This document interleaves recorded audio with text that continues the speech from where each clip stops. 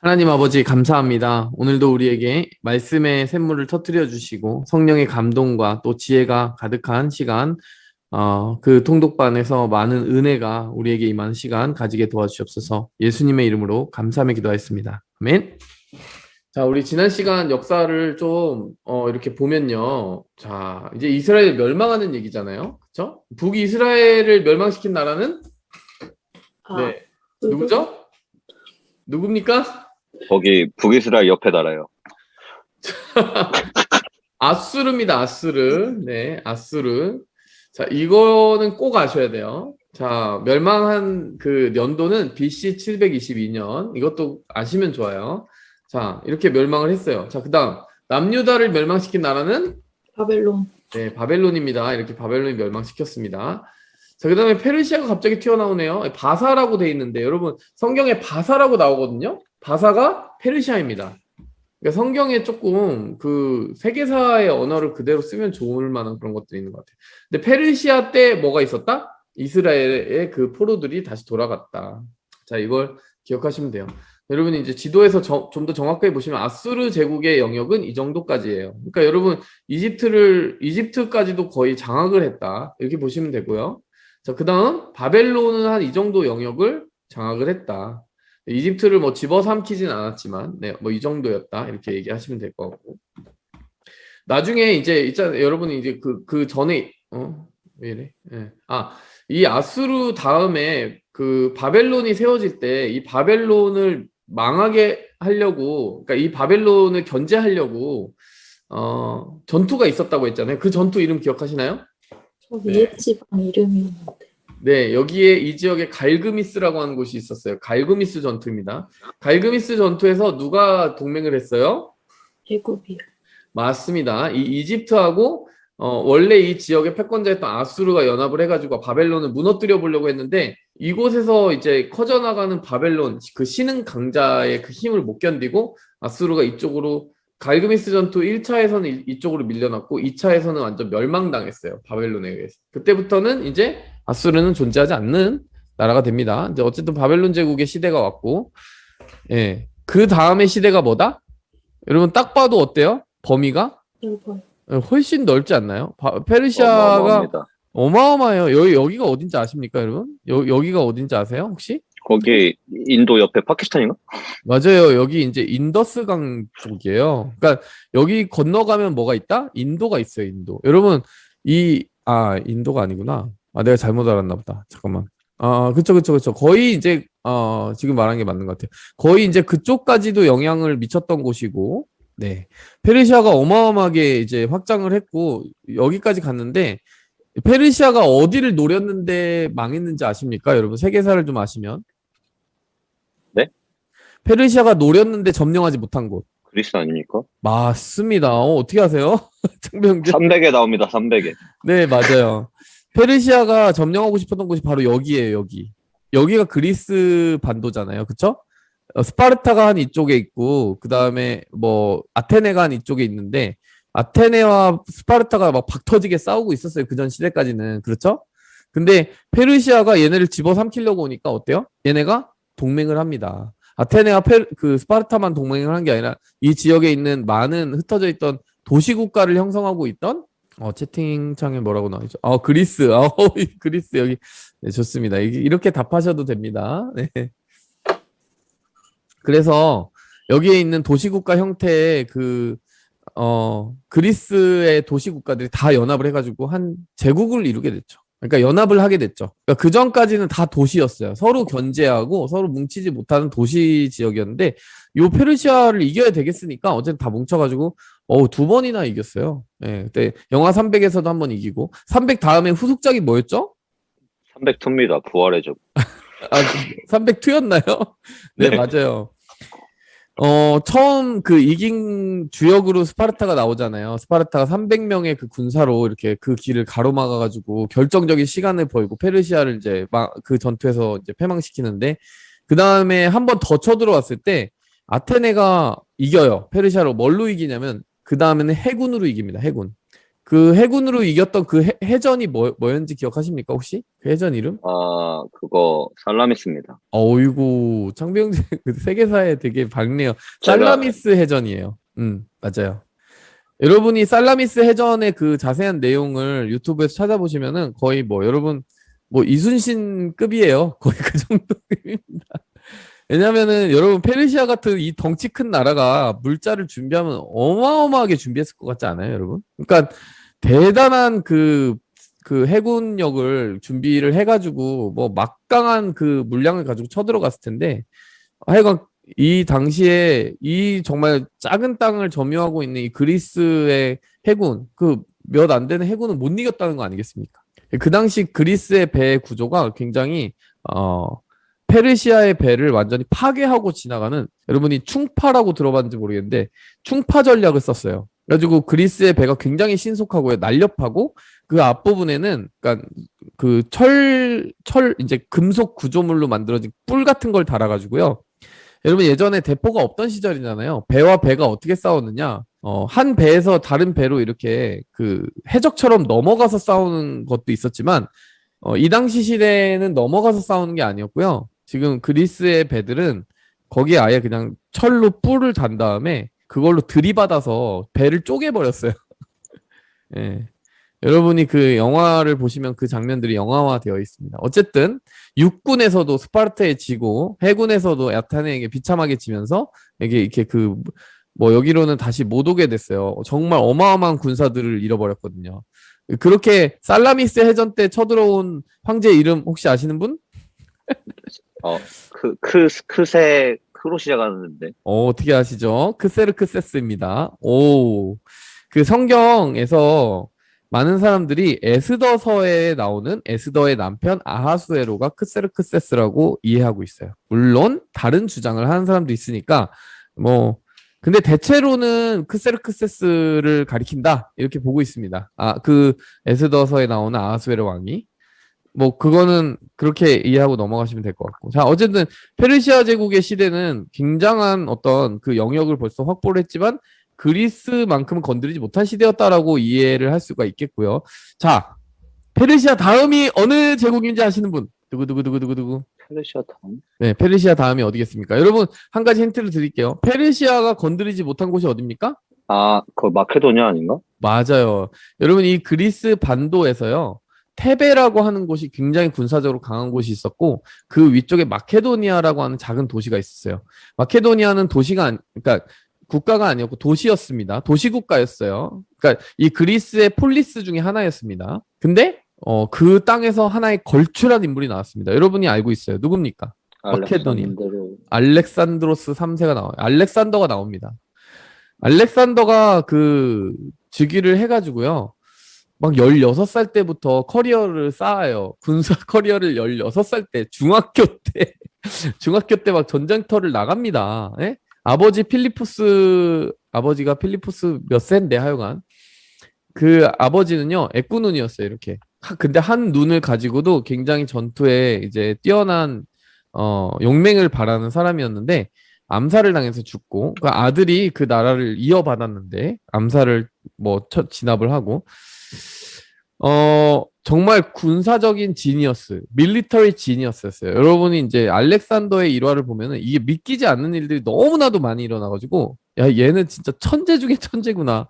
어, 알렉산더가 아마 조금만 더 오래 살았으면은 인도도 잡아먹었을 것이다라고 볼 수 있는 어마어마한 군사적인 능력을 발휘하는데 몇 살에 죽습니까? 30대 초반이요. 맞습니다. 32인가 33세 죽어요. 뭐 예수님 돌아가시는 나이에 맞추고. 뭐 어쨌든 그 사람이 죽을 때 어디까지 가냐면 이 인더스 강을 거의 두고 인도를 정벌하려고 하는 와중에 죽었습니다. 여러분 간다라 미술이라고 들어본 적 있으신 분? 간다라 미술. 아주 옛날에 세계사에서 나오는데 요즘도 한국에서 가르치는지 모르겠습니다. 이 그리스의 문화 양식과 여기가 왜 색칠이 안 돼 있어? 당연히 색칠이 돼 있어야 되는데 이상한데.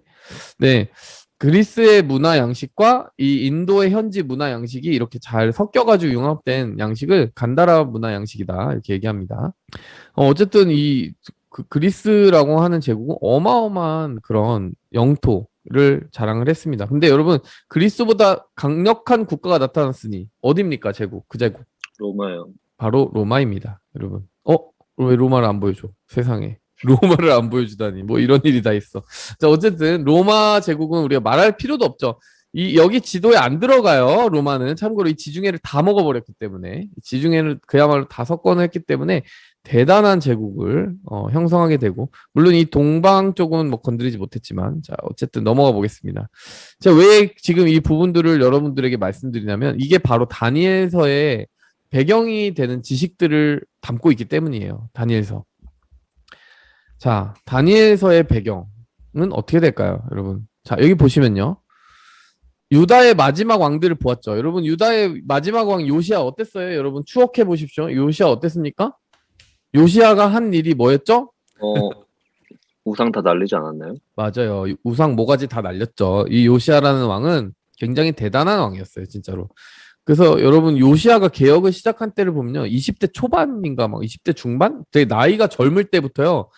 대단한 뭐라고 해야 되지? 개혁 의지를 발휘를 했고, 맨 처음에는 이 요시야가 어떻게 했냐면 성전을 이렇게 정결하게 하는 그 작업을 먼저 시작을 했는데, 그때 율법책을 발견합니다. 서기관 hil기야라는 사람이 율법책을 발견하는데, 그 hil기야라는 사람이 율법책을 요시야 앞에 가져오니까 요시야가 읽어보니까, 야, 이건 참담한 거예요. 왜냐? 자기들도 모르는 사이에 모세의 율법을 뭐 사정없이 깨뜨린 게 다 나타나는 거죠. 게다가 요시야의 아빠가 누구죠? 여러분? 여기 안 나와 있네. 예, 요시야의 아빠가 누구죠? 므낫세입니다. 므낫세. 므낫세의 아빠는 누구죠? 이시기야? 히스기야입니다. 여러분. 히스기야 나름 괜찮은 왕이었어요. 그쵸? 근데 말년에 뭐 바벨론에게 모든 그 보물들을 자랑하면서 보여주고 그 무기고까지 다 보여줘가지고 이제 바벨론이 여기를 침공하는 그 준비를 하게 만들었는데 히스기야의 마지막 실책이었죠. 므낫세 왕은 히스기야를 닮지 않고 정말 개차반의 왕이었다. 우리가 살펴봤죠. 그래가지고 정말 많은 우상들을 들여오고 막 그랬는데 하나님이 포로로 잡혀가게 하셨다가 아수르의 포로로 잡혀가게 하셨다가 돌아오게 하시고 뭐 그런 과정들을 통해서 회개했다. 뭐 이런 얘기를 우리가 살펴봤는데 요시야는 상당히 좋은 왕이었다라고 우리가 생각하잖아요. 율법책도 발견하고 율법책을 근거로 해서 유월절을 이런 식으로 유월절 지키는 왕은 없었다라고 얘기할 정도로 유월절을 지켰어요. 사무엘 시대 이후로는 그렇게 해본 적 없다. 이렇게 나오거든요. 물론 히스기야 왕도 유월절 지켰는데 유월절을 처음 지키려다 보니까 이제 준비가 미흡해서 2월 14일 날 드렸었는데 요시야는 1월 14일 딱 정확하게 율법이 정한 그때에 모든 것을 만반의 준비를 다 갖추고 정확한 유월절 지켰던 왕이 요시야입니다. 근데 요시야가 누구한테 죽었습니까? 갑자기 허무하게 죽었죠. 아까 그 갈그미스 전투 생각이 나시죠? 갈그미스 전투. 네, 이게 갈그미스 전투는 여기, 네, 여기 아수르가 와서 죽이고 이제 그 다음에 바벨론이 와서 이제 잡아가고 2차 포로 잡아가고 3차 포로 잡아가고 이런 얘기인데 여기 갈그미스 전투 나오네요. 자, 1차 갈그미스 전투.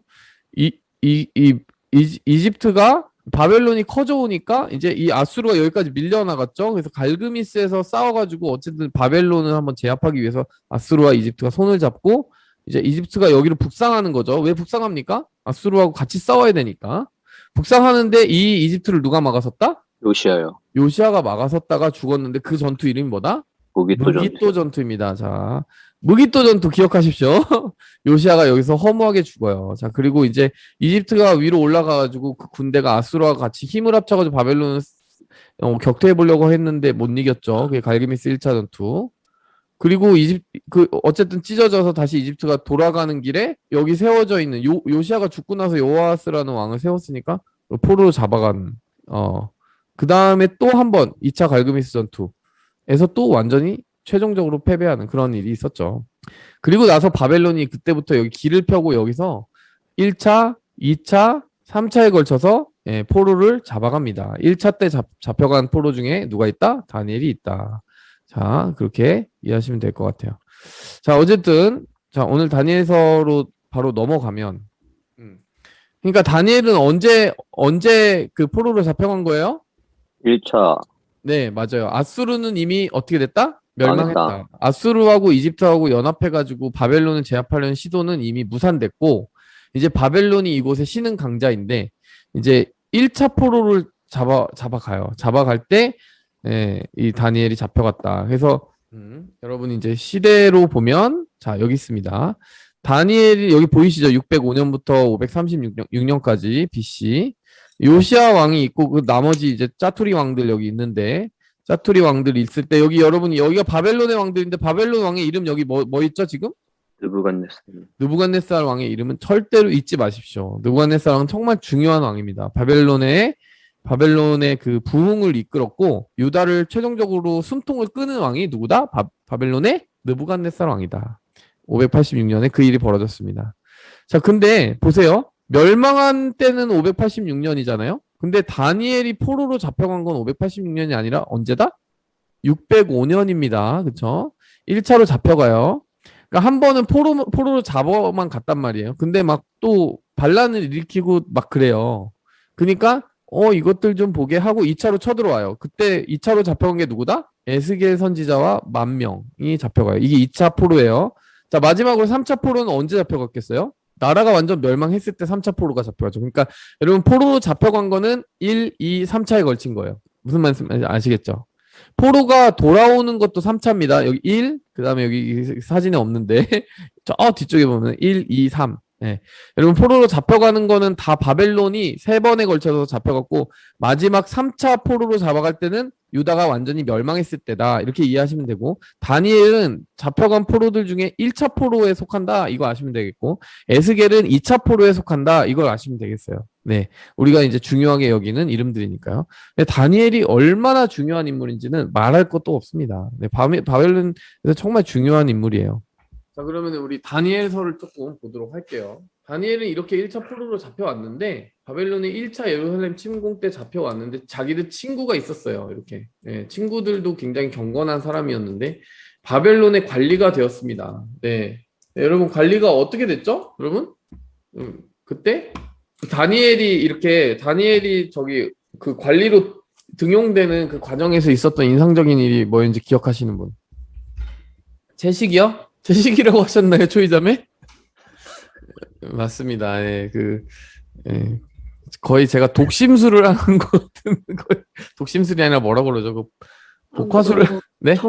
정확히 기억이 안 나가지고 이게 아. 채식을 해서인지 아니면 꿈을 해석해서인지 확실하지 않아가지고. 네. 이 당시 뭐 어떤 베지테리언이었다라고 볼 수 있는데 여러분 다니엘이 왜 채식을 하게 되었나요? 그 제사 후에 네. 원래 먹는 방식이 달라서 그 도살 가축하는 방법이 달라서 그런 거 아닌가요? 원래 율법대로 하지 않고. 네, 맞아요. 여러분이 유대인들이 먹는 그 방식대로 준비된 음식을 뭐라고 하나요? 할랄인가요? 그게 설마? 할랄은 무슬림들이고 그러니까 코셔라고 들어봤어요? 코셔? 네. 코셔 푸드라고 그래요. 네. 지금도 마켓에 가면 코셔 푸드라는 게 있어요. 자, 어쨌든 그런 하나님이 정하신 음식만 먹어야 되고 그걸 준비된 방식대로 뭐 예를 들면 피를 다 제거한다든지 그런 어떤 유대인들의 절차가 있었는데 그런 게 하나도 없는 거잖아요. 자, 지금 이 느부갓네살 왕이 포로를 잡아간 다음에 어떻게 했냐면 사람들 인재를 막 등용하기 시작을 했는데 여기서 어떻게 했냐면요. 그들에게 왕의 음식과 포도주와 날마다 쓸 것을 주어서 3년 동안 기르는 과정을 거쳤어요. 트레이닝 과정을 거쳤는데 3년 동안 거쳤다라는 거예요. 그리고 이스라엘 자손 중에서 왕족과 귀족 몇 사람, 흠이 없고 용모가 아름답고 지혜를 통찰하고 지식에 통달하고 이런 사람들을 가져와서 갈대아 사람의 학문과 언어를 가르치겠다. 갈대아는 메소포타미아 지역을 말하는 겁니다. 왜 이런 프로세스를 거칠까요, 여러분? 그러니까 유다를 멸망시켰으면 되는 거 아니에요? 유다의 그 1차 포로들을 데려가가지고 이렇게 굳이 바벨론의 학문을 가르친 이유는 뭘까요? 유대의 정치성을 버리라는 강요? 그것도 있겠고, 이들을 잘 훈련시켜 놓으면은 이 사람들을 어떻게, 어디다 쓰려고 하겠어요? 점령지를 다스리는데 유용할 거 아니에요, 그쵸? 그러니까, 여러분이 바벨론이나 페르시아나 이런 제국들 한번 생각해 보세요. 그들의 고민이 뭐겠습니까? 그들이 점령한 지역의 언어와 문화가 다 틀리잖아요, 그쵸? 그렇기 때문에 통치를 제대로 하려면은 그 지역이 어떤 지역인지 좀 지식을 전해주고 또 이쪽 언어를 가지고 그들에게 어떤 통치의 명령을 내릴 수 있는 그런 어떤 기술을 가지고 있어야 되기 때문에 이렇게 준비를 시키는 거였죠. 근데 어쨌든 왕이 뭐 마시는 음식과 포도주를 그들에게 제공했다는 건 대단한 특혜였을 텐데 3년 동안 그걸 거절했다라는 얘기예요. 그리고 8절에 보면은 그것으로 자기를 더럽히지 않을 수 없겠느냐라고 환관장에게 구했다. 내시의 내시 장에게 구했다라는 얘기죠. 자, 그랬더니, 그 하나님이 그 말을 듣고 이렇게 환관장이 화날 수도 있는데, 은혜와 긍휼을 얻게 하셨다. 이렇게 합니다. 그래서 환관장이 뭐라고 얘기하냐면, 내가 사실 너 부탁 들어주고 싶은데, 내 왕을 좀 두려워하지 않겠느냐. 그러니까 왕이 특별히 지정해서 마실 것과 먹을 거를 준 것은, 그러니까 너희가 참 그 건강 상태도 좋게 만들려고 그런 건데, 나중에 뭐 허튼 음식 먹었다가 너의 얼굴이 초췌해지면 어떻게 할래? 나중에 그랬다가 네모가지가 날라나, 달아나, 이렇게 얘기했더니 뭐라고 얘기하냐면은, 열흘 동안만 한번 시험해서 채식과 물을 먹게 해보세요. 훨씬 좋을 겁니다. 뭐 이랬는데 정말 그랬더니 더 좋았대요. 예. 사실, 요즘 의료 지식으로 얘기하면은, 이제 콜레스테롤과 지방이 많은 음식 먹는 것보다 채식을 먹고, 네, 혈관이 깨끗해지고, 안색이 좋아지는, 뭐 그런 굉장한 네, 의료적인 의미도 있지 않겠습니까? 그쵸? 예. 어쨌든 하나님이 주신 그 은혜를 가지고 그렇게 했는데 하나님이 이 내 소년에게 황문을 주셨고 특별히 다니엘에게 주신 게 하나 있었어요. 은사가. 환상과 꿈을 깨달아 아는 것을 주셨고 자, 어쨌든 느부갓네살 왕 앞에 갔는데 너무 만족스러운 거예요. 이 사람들이. 그래가지고 하나님 앞에 또 높임을 받고 이 왕 앞에 이렇게 쓰임을 받는 그 관직을 얻게 됐다. 이렇게 얘기하고 21절에 보면 다니엘이 고레스 왕 원년까지 있었다라고 하는 뭔가 알듯 말듯한 알쏭달쏭한 말을 하는데 이게 무슨 말인지 나중에 한번 보도록 하겠습니다. 자, 그렇게 해가지고 넘어가게 되는데 자, 2장에 가니까 자, 왕의 꿈이 등장합니다. 왕의 꿈. 자, 왕의 꿈이 뭐였는지 저한테 요약해 주실 수 있는 분. 자, 이거였어요. 왕의 꿈. 왕의 꿈입니다. 왕의 꿈에 이게 나타났대요. 이게 뭐예요, 도대체? 이 뭐 알 수가 없는 게 나타났어요. 자, 왕이 사실 거의 꼬장을 부렸거든요. 정말 저 심란한 꿈을 꿨는데 어떤 식으로 꼬장을 부렸냐면은 보통 꿈을 풀이하라고 하면 그 꿈의 내용을 알려주고 좀 풀이하라고 하잖아요. 근데 이 느부갓네살 왕은 뭐라고 때를 썼습니까? 기억나십니까? 꿈까지 맞춰라. 예, 내가 안 알려줄 테니까 내가 무슨 꿈을 꿨는지까지 맞춰. 그리고 나서 해석까지 해. 이렇게 얘기한 거예요. 그랬더니 갈대아인이 뭐라고 얘기를 하는, 갈대아의 그 술사들이 뭐라고 하냐면, 아니, 그렇게 할 수 있는 사람은 없습니다. 예? 예. 꿈을 알려주시면 우리가 한번 시도해 보겠습니다. 이랬더니, 이제, 너네 죽여버릴 거야. 뭐 이러는 거예요, 거의. 너네 그걸 알아내지 못하면은 너의 몸을 쪼개버릴 거야. 뭐 거름더미를 만들 거야. 뭐 이런 말을 합니다. 느부갓네살 왕의 성격이 어떤 것 같으세요? 제정신이 아닌 것 같죠? 양아치죠. 네, 이런 걸 할 수 있는 사람은 없습니다. 이렇게 아무도 다른 왕도 이런 거 물어본 적 없습니다. 이렇게 얘기를 하기 시작하고 자, 결론적으로는 다니엘이 이 소식을 알고 하나님이 불쌍히 여겨달라고 이제 기도를 하기 시작하고 하나님이 보여주셨어요. 보여주셔가지고 왕에게 이렇게 말합니다. 자, 왕 앞에 딱 서니까 여기 26절에 보시면은 과연 네가 그 꿈과 해석을 알게 할 수 있느냐, 능히 알게 할 수 있느냐 이랬더니 아니래요. 아니래요. 근데 뭐래요? 하나님은 하신대요. 그러니까 제가 알게 해드리는 게 아니고 하늘에 계신 그 하나님이 알게 하실 수 있는데 저에게 하나님이 그걸 알려주셨습니다. 이렇게 얘기하는 거죠. 하나님께 영광 돌리는 거죠. 이렇게. 그래서 뭐라고 얘기하냐면 왕이 한 신상을 보셨습니다. 여기 신상 보이시죠? 머리는 순금입니다. 금덩어리죠. 자, 가슴과 두 팔은 은으로 되어 있습니다. 배와 널쩍다리는 노스로 되어 있습니다. 종아리는 쇠로 되어 있고요. 그다음에 발은 쇠와 진흙이 섞여 있습니다. 왕이 그런데 그 신상을 보고 있는데 갑자기 손대지 아니한 돌이 와서 신상의 쇠와 진흙의 발을 쳐서 무너뜨렸습니다. 자, 여기를 무너뜨렸다는 거예요. 여기 돌이 안 그려져 있네. 예, 아마 다음 그림에 나타날 텐데 어떤 사람의 손이 닿지 않은 인공의 어떤 요소가 전혀 없는 돌이 와가지고요. 이 발 부분을 쳐서 부서뜨리고 이 모든 신상이 가루가 되어버렸다는 얘기예요. 네. 그리고 그 우상을 친 돌은 태산을 이루어 온 세계에 가득하게 되었습니다. 이렇게 이야기를 합니다. 자, 그리고 나서 해석까지 알려주는 거죠. 그러면서 뭐라고 얘기하냐면은 지금 이 금의 머리를 이루고 있는 게 바로 당신의 왕국인데 바벨론을 가리킵니다. 라고 얘기하는 거죠. 근데 그 다음에 당신의 왕국보다 덜한 왕국, 위세가 덜한 왕국이 등장을 하는데, 예.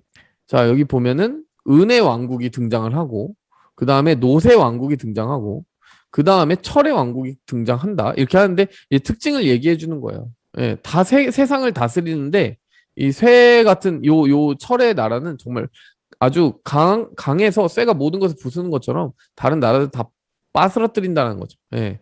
그 다음에 이 마지막 나라는 이렇게 섞여 있는 그런 진흙과 그런 쇠가 섞여 있는 그런 나라라고 이야기를 하는 거죠. 자, 이게 쭉 하는데 이제 마지막에 이런 이 여러 왕들의 시대, 여러 왕들의 시대라는 거는 지금 여기는 이제 어떤 단일한 제국들이 크게 장악을 하고 있었던 시대라면 마지막에는 좀 이렇게 섞여 있는 여러 왕들의 시대가 오게 되고 그때 하나님이 한 나라를 세우신다. 그리고 그 국권이 다른 백성에 돌아가지 않고 모든 나라들을 쳐서 멸망시키게 된다. 이렇게 이야기를 하고 이야기를 마무리 짓는 거죠. 자, 그랬더니 이제 느부갓네살 왕이 여기 보세요. 46절. 어떻게 했습니까? 네, 누구에게 절한 거예요, 지금? 예. 와, 다니엘 앞에 엎드려서 절을 했어요, 왕이. 여러분 이 장면은 아마 기억을 못 하시는 것 같아요, 대부분. 다니엘이 아니 내가 아무리 꼬장을 부렸지만은 자기가 생각해도 이건 있을 수 없는 일인 거죠. 자, 이렇게 꿈을 꿨는데 여러분이 보시면 자, 이게 정확하게 세계사의 흐름을 가르쳐 주고 있다. 금은 바벨론, 은은 메데페르시아, 그리고 동은 그리스, 철은 로마, 그리고 철과 진흙은 열국 시대. 이걸 가리키고 있다라는 거를 아시면 돼요. 물론 지금 여러분이 그게 그걸 가리키는데 어떻게 알아요? 라고 얘기할 수 있겠지만은 대충 지금 본 것 중에 로마의 특징은 확실히 맞아요. 굉장히 강해서 정말 철권 통치를 했습니다. 로마에 대항할 수 있는 나라는 거의 없었어요. 그리고 여기 메데페르시아라고 나와 있는데 두 팔이잖아요. 그렇죠? 두 팔. 메데페르시아. 자, 어쨌든 다니엘의 직책이 어떻게 변했습니까? 이 이후에 어떻게 변했습니까? 2인자가 되지 않았나요? 네, 바벨론 모든 지혜자의 어른을 삼았어요. 모든 바벨론 지방을 다스리게 했습니다. 2인자 총리가 됐는데 바벨론의 이전 직책이 뭐였는지 기억하시는 분? 아니에요. 네. 다니엘의 여기 20절에 보면은 그 지하 총명은 온 나라 박수와 술객보다 10배나 나은 줄 알지라. 이들이 이제 속했던 무리가 어떤 무리였다는 거죠? 아, 박수와 술객과 점쟁이, 갈대아 술사 이렇게 부르고 있었잖아요. 그쵸?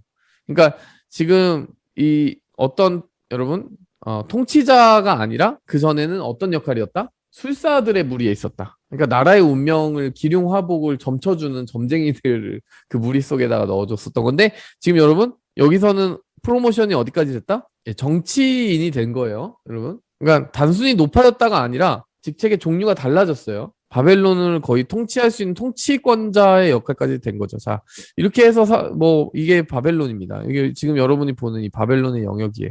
대단히 넓은 영역을 다스리고 있는데 자, 그 다음에 페르시아를 보면은, 자, 어쨌든, 자, 그 부분을 보기 전에 좀 넘어가 봅시다. 먼저 이 뒷부분에 보면서 얘기를 하면 더 좋을 것 같아요. 다니엘의 꿈을 그렇게 풀어줬는데, 다니엘 3장을 가보니까요. 다니엘 3장에 갑자기 느부갓네살 왕이 또 한 번 꼬장을 핍니다. 뭐라고 얘기하죠?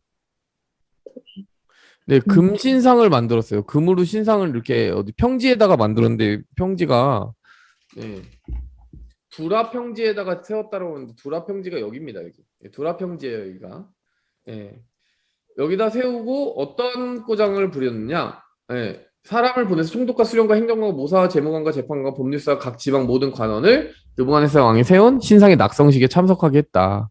네, 건축 그 기념식에 참여하게 했고.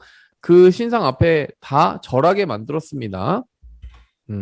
근데 여러분 스토리는 다 이해하시죠? 그 절하지 않는 사람들이 누구였죠? 다니엘이랑 다니엘 친구들? 다니엘의 세 친구였어요. 다니엘이 없습니다. 자, 보세요. 사드락과 메삭과 아벳느고만 있습니다. 여기 다니엘이 없어요. 왜 다니엘이 없을까요? 집에 있지 않았나? 집에 있나요? 집이 어딘가요? 유다. 네? 자, 여러분 성경을 자세히 읽으면 이해가 돼요. 뭐든지. 자, 보시면은 총독, 수령, 행정관, 모사 이런 것들 자 보시면은 각 지방 모든 간원이라고 했는데 여러분 두라 평지 보시면 이 바벨론의 수도는 바벨론 여기잖아요. 그쵸? 바벨론. 두라 평지라고 하는 것은 이 수도에서는 좀 거리가 있는 곳이에요. 그쵸? 여기에 누구를 모은 거예요? 지방관들을 모은 거예요. 그쵸? 그러니까 지금 원래 여기에 누가 왜 없냐면 이 다니엘이 왜 없느냐? 자 보세요. 다니엘은 어디 있었다?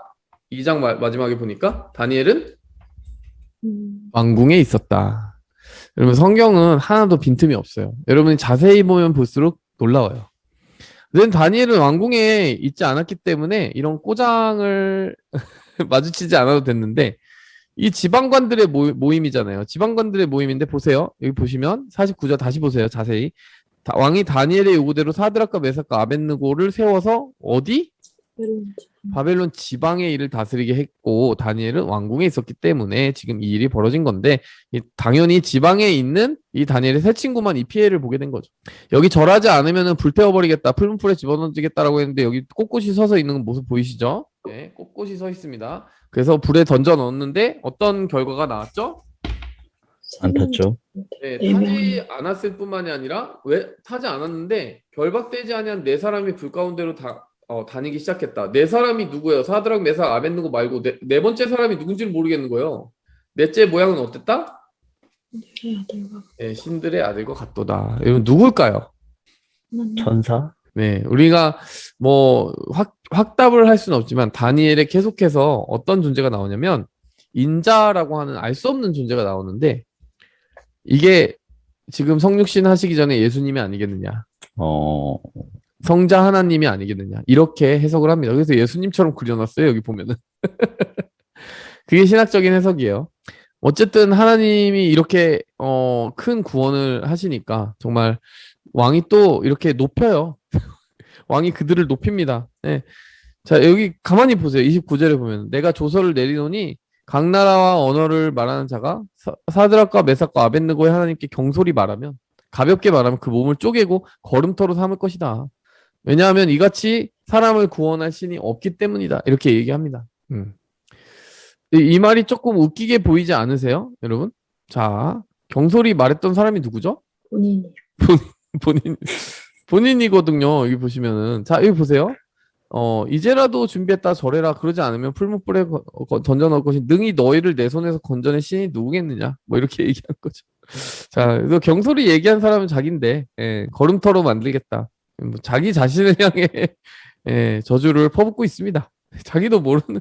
자, 굉장히 어리석지 않아요? 자, 그 앞부분에 2장에서는 그 다니엘이 꿈을 풀어주니까 뭐 금세 그 앞에 절하고 이게 돌이 이제 쳐서 무너뜨린 장면이 여기 나오네요. 네. 자, 뭐 3장에서는 또 자기의 신상을 이렇게 세우는데 자, 한번 질문에 답해 볼게요. 왜 뜬금없이 금신상을 세웠겠습니까? 왜 뜬금없이 금신상을 세웠을까요?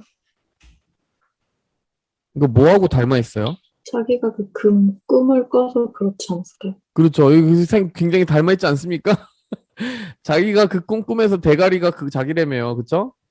그래서 대가리뿐만이 아니라 내가 온 몸통이 되겠다 뭐 이러면서 여기다가 금신상을 세워놓고 내가 금이야 뭐 내가 그 영광이 뭐 뒤에 나오는 나라들의 영광이 그에 비하지 못하는 뭐 그런 대단한 나라고 하면서 꿈을 풀어준 그 보람이 없는 거죠. 네, 사실 이 꿈을 보여주신 이유는 뭐였어요? 다니엘이 뭐라고 했냐면은 온 나라의 주권이 하나님께 있음을 당신이 기억하게 하시려고 이 꿈을 풀어주신 것입니다. 이렇게 얘기했거든요. 분명히.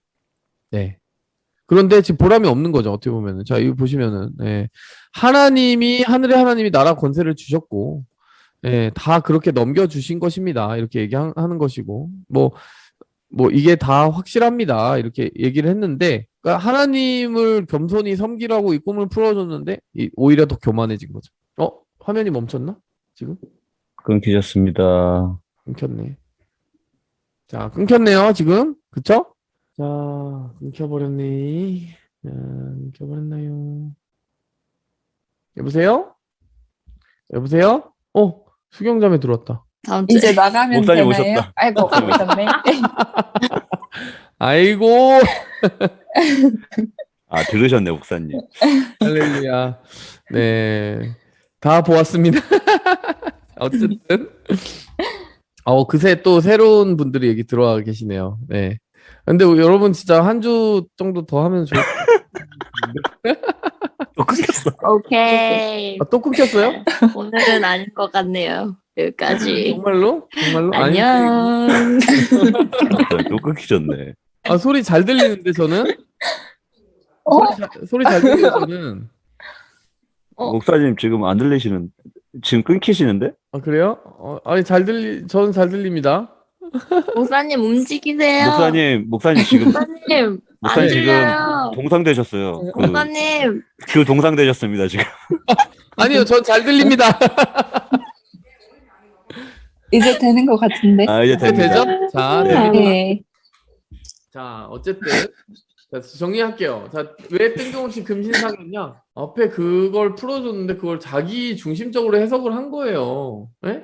뭐 내가 그렇게 대단한 인물이구나 하면서 이렇게 금신상을 세운 거죠. 여기 오히려 겸손하라는 메시지가 있었잖아요. 그쵸? 네 나라? 너가 스스로 세운 거 아니고 하나님이 주신 권세대로 자, 너는 대가리만이야. 그 다음에 다른 나라에게 넘겨줄 거야. 그 다음에 다른 나라가 또 있어. 그 다음에 다른 나라가 또 있어. 이 말은 너의 한계를 알아. 이런 뜻이잖아요. 다니엘 2장의 그 꿈은. 근데 어떻게 풀이한 거예요? 그러니까 내가 세세 무궁토로 영광을 누리라 이렇게 신상을 세운 거죠. 여러분, 그러니까 우리가 하나님이 뭐 기껏 가르쳐 주셔도 이렇게 어리석음에 빠지는 것은 순식간이다 이런 생각이 들죠. 그렇죠? 뜬금없는 금신상은 그래서 등장한 것입니다. 다니엘은 어디 있었다? 이 순간에 수도에 있었다. 그러니까 등장하지 않는 거다. 그리고 풀무불의 이 세 사람은 지방관이었기 때문에 이 두라 평지에 세워진 그 금신상 앞에 낙성식에 참여하게 된 것이다. 여기 답을 다 드렸습니다. 자, 4장으로 넘어가 볼게요. 하나님이 교만한 사람은 가만히 안 두세요. 그래가지고 이제 그 교만한 사람은 가만히 두지 않아서 일어난 일이 4장인데 4장에 어떤 일이 있었습니까? 자, 이 모습 이게 뭡니까? 네, 되게 재밌는 상황이 벌어지죠. 느부갓네살 왕이 한 번 더 꿈을 꾸게 되는 상황이 벌어지는데요. 여러분, 다니엘 4장이 굉장히 독특한 이유를 한번 말씀드릴 텐데 여러분이 한번 찾아보세요. 다니엘 4장이 왜 독특합니까? 여러분이 스스로 한번 찾아보세요. 1절 보고. 느부갓네살이 얘기하는 네. 건데요. 그렇죠. 여러분, 느부갓네살 왕은 유대인들 관점에서는 어떤 존재예요? 네, 초이자매 뭐라고요? 여러분들 다 말씀하셔도 됩니다. 네? 이방인.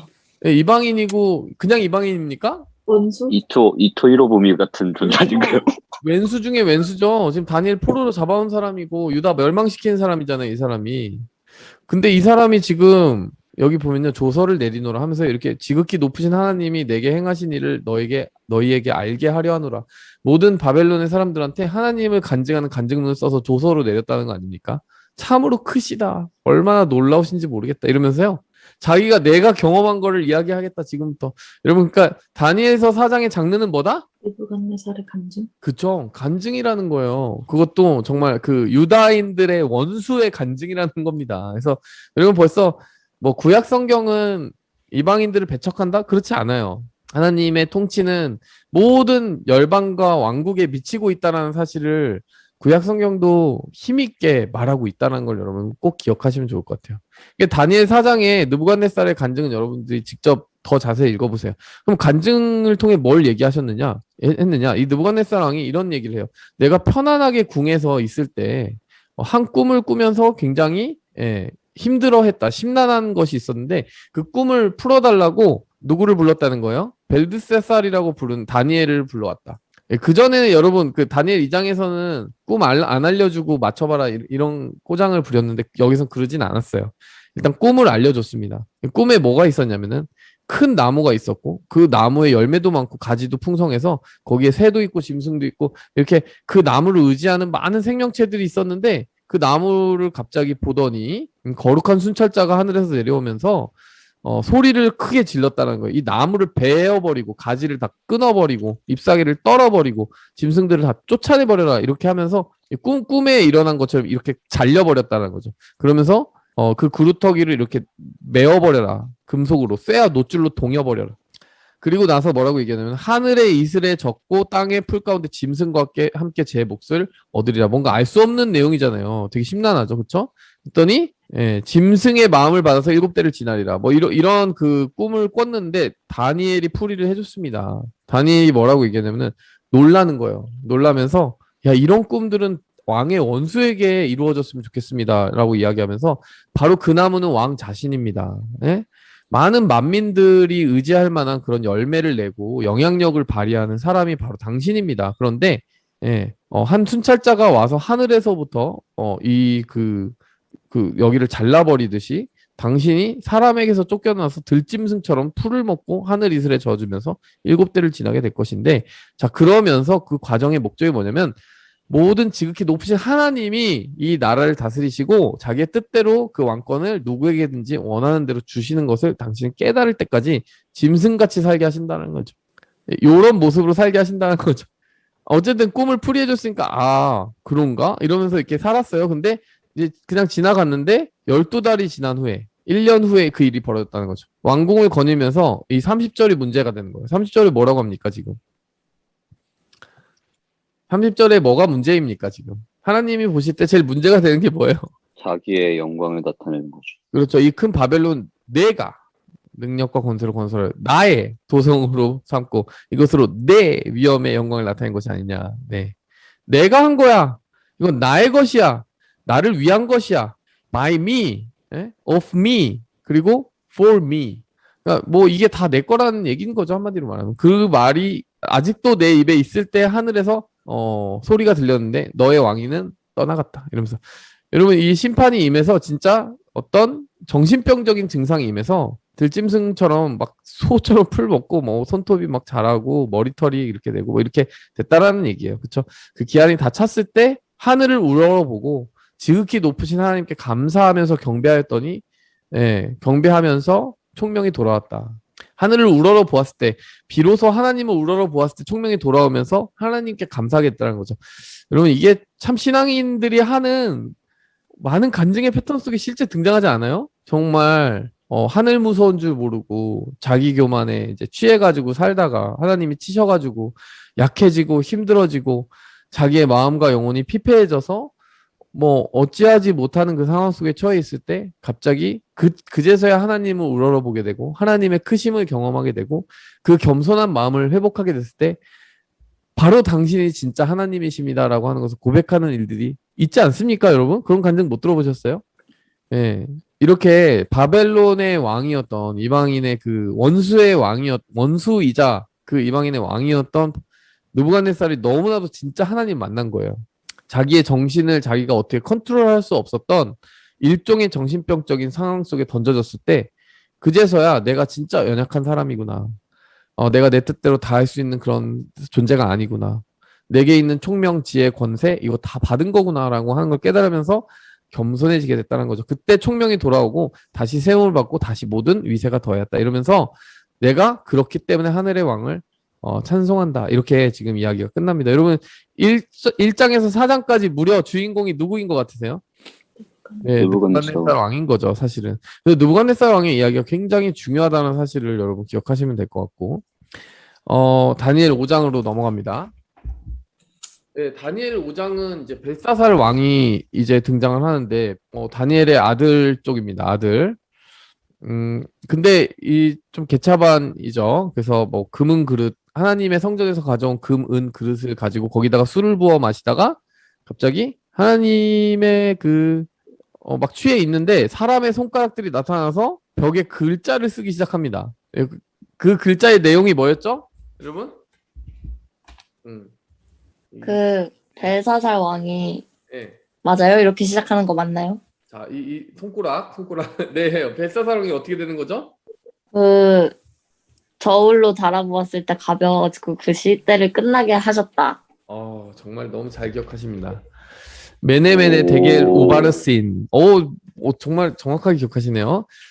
그게 어떤 글자인지 처음에 못 알아들었는데 이제 주변 사람들 다 얘기하는 거예요. 바로 이 왕비가 이렇게 얘기를 하는 거예요. 왕의 나라에 거룩한 신들의 영이 있는 사람이 있는데 아버지가 의지했던 사람입니다. 그 사람 데려오면 됩니다. 다니엘을 데려오면 됩니다. 그래서 다니엘이 딱 보자마자 그게 메네메네 데겔 우바르신이다. 이러면서 그걸 읽어주면서 해석이 뭐냐? 그 해석은 바로 당신을 저울에 달아봤는데 너무나도 가벼워서 그 나라를 빼앗아서 남에게 줄 것이다라고 하는 뜻입니다. 이렇게 해석을 해줬죠, 여기. 네, 맞습니다. 저울에 달아보니 부족합니다. 그래서 나라를 나뉘어 줄 것입니다. 자, 이렇게 얘기를 해요. 자, 근데 여기 보면요. 그거 꿈을 좀 풀어달라고 하면서 뭘 약속을 했었냐면은 이 벨사살 왕이 뭐라고 약속을 했냐면 16절 보시면은 야, 너 그거 그렇게 꿈을 잘 푼다며? 너 만약에 그거 잘 풀어주면은 내가 너를 나라의 셋째 통치자를 삼아줄게. 금사슬을 너의 목에 걸어줄게. 자주색 옷을 입힐게. 자주색 옷은요 왕들이 입는 옷이에요 그 당시에. 자, 이렇게 얘기했는데요. 다니엘은 그런 거 왕이나 가지세요. 왕의 상급은 다른 사람에게 주옵소서. 그렇게 안 하셔도 어쨌든 해석은 가르쳐 드립니다. 이렇게 얘기하십니다. 우리 다니엘이. 여러분, 다니엘이 왜 이렇게 건방지게 얘기했을까요? 17절처럼. 이미 둘째 통치자 해봐서 그런 거 아닐까요? 이미 그 아버지 때 둘째 통치자였기 때문에. 그럴 수도 있고요. 지금은 약간 뭐라고 해야 되죠? 여기 보시면, 느부갓네살 왕이 그릇에 박수와 술객과 갈대와 술사와 점쟁이 어른을 삼으셨다. 왠지 벨사살 왕 때 다시 직책이 이런 쪽으로 바뀐 것 같아요. 근데 어쨌든 그래서 너 해석을 다 해주면은 정치적으로 권력을 줄게 이런 얘기를 한 거예요. 사실 직책을 다시 올려줄게 뭐 이런 얘기를 한 건데 다니엘은 필요 없다라고 했어요. 왜 필요 없다고 했을까요? 왜 필요 없다고 했냐면요. 그날 죽었거든요.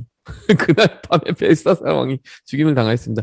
여러분 이거 세계사 찾아보세요. 진짜로 그날 밤에 죽었어요. 예, 네, 맞아요. 이게 세계사에 나와요. 그래가지고 그 술을 부어 마시다가 이때 다리오 왕이요. 술 취한 상태에서 다리우스 왕에게 기습을 당해가지고 죽임을 당했다라고 하는 것이 벨사살 왕의 그 이야기로 기록이 되어 있습니다. 그러니까 여러분 다니엘은 벌써 이 하나님이 주신 영감을 가지고 야, 네가 나한테 뭐 셋째 통치자를 삼겠다고? 웃기고 있네. 너 오늘 죽어. 이렇게 생각하는 거죠. 너는 오늘 죽는 사람이고 너의 나라 바벨론은 오늘 숨통이 끊어지는 거야. 보세요. 다리오가 나라를 얻었는데 다리오가 이제 메대 사람이잖아요. 다리오가 여기 이 바벨론 뒤엎고 만든 나라가 뭡니까? 세워진 나라가 뭐예요? 페르시아예요. 페르시아. 그렇기 때문에 지금 망할 나라의 통치자가 되는 게 매력이 있습니까? 없습니까? 없습니다. 무슨 매력이 있겠어요. 거기 잘못 세워졌다가 오히려 숙청당할 수가 있잖아요. 그쵸? 보세요. 자, 그래서 메대 사람 다리오가 나라를 얻었다. 이렇게 나오는데 참 재밌는 부분입니다. 이 부분은 어떤 부분이냐면 여러분 원래 바벨론 다음 나라가 뭐라고 그랬어요? 은이요? 네, 은의 왕국은 페르시아라고 그랬잖아요. 근데 방금 여기 메대라고 하는 게 나왔는데 메대가 뭡니까? 모르겠죠. 자, 여기입니다. 자, 여기가 바벨론 지역이에요. 앞으로 여러분 페르시아가 여기를 다스리더라도 여긴 계속 바벨론 지역이라고 불러요. 그렇죠? 근데 바벨론 제국일 때는 여기를 중심으로 모든 나라가 통합됐을 때 바벨론 제국이라고 한 거고 페르시아 제국인 시절은 여기를 중심으로 모든 나라가 통합됐을 때 페르시아 제국이라고 한 거예요. 근데 바벨론 다음에 바로 페르시아가 이 지역을 다 통치한 게 아니에요. 페르시아하고 메대가 같이 연합을 해가지고 공격을 했어요. 근데 되게 재밌는 관계가 있습니다. 페르시아에서의 왕은 누구였냐면 고레스예요. 세계사에서 키루스 2세라고 불리는 왕입니다. 실제 존재하는 실존이에요. 여러분 성경은 모두 다 실존이에요. 근데 페르시아하고 연합을 맺었던 이 메대의 왕은 누구였냐? 방금 다리우스라고 했죠. 62세라고 했죠. 관계가 뭘까요? 고레스하고 키루스 2세하고 이 다리우스 왕이 관계가 뭘까요? 장인어른 사위. 맞아요. 키루스 2세가 사위였고 이 메대를 다스리는 다리우스가 장인어른이었어요. 근데 어쨌든 이 페르시아 메대 연합군이 바벨론을 무너뜨렸잖아요. 무너뜨리고 나서 이 바벨론 지역을 누가 통치하도록 넘겨준 거예요? 메대의 왕인 다리우스가 여기를 통치하라고 이 덩어리를 준 거예요. 이 꿀덩어리를 준 거예요. 그렇죠? 대신 이 전체 페르시아 전체 통치자는 누구다? 네, 키루스 2세 고레스 왕입니다.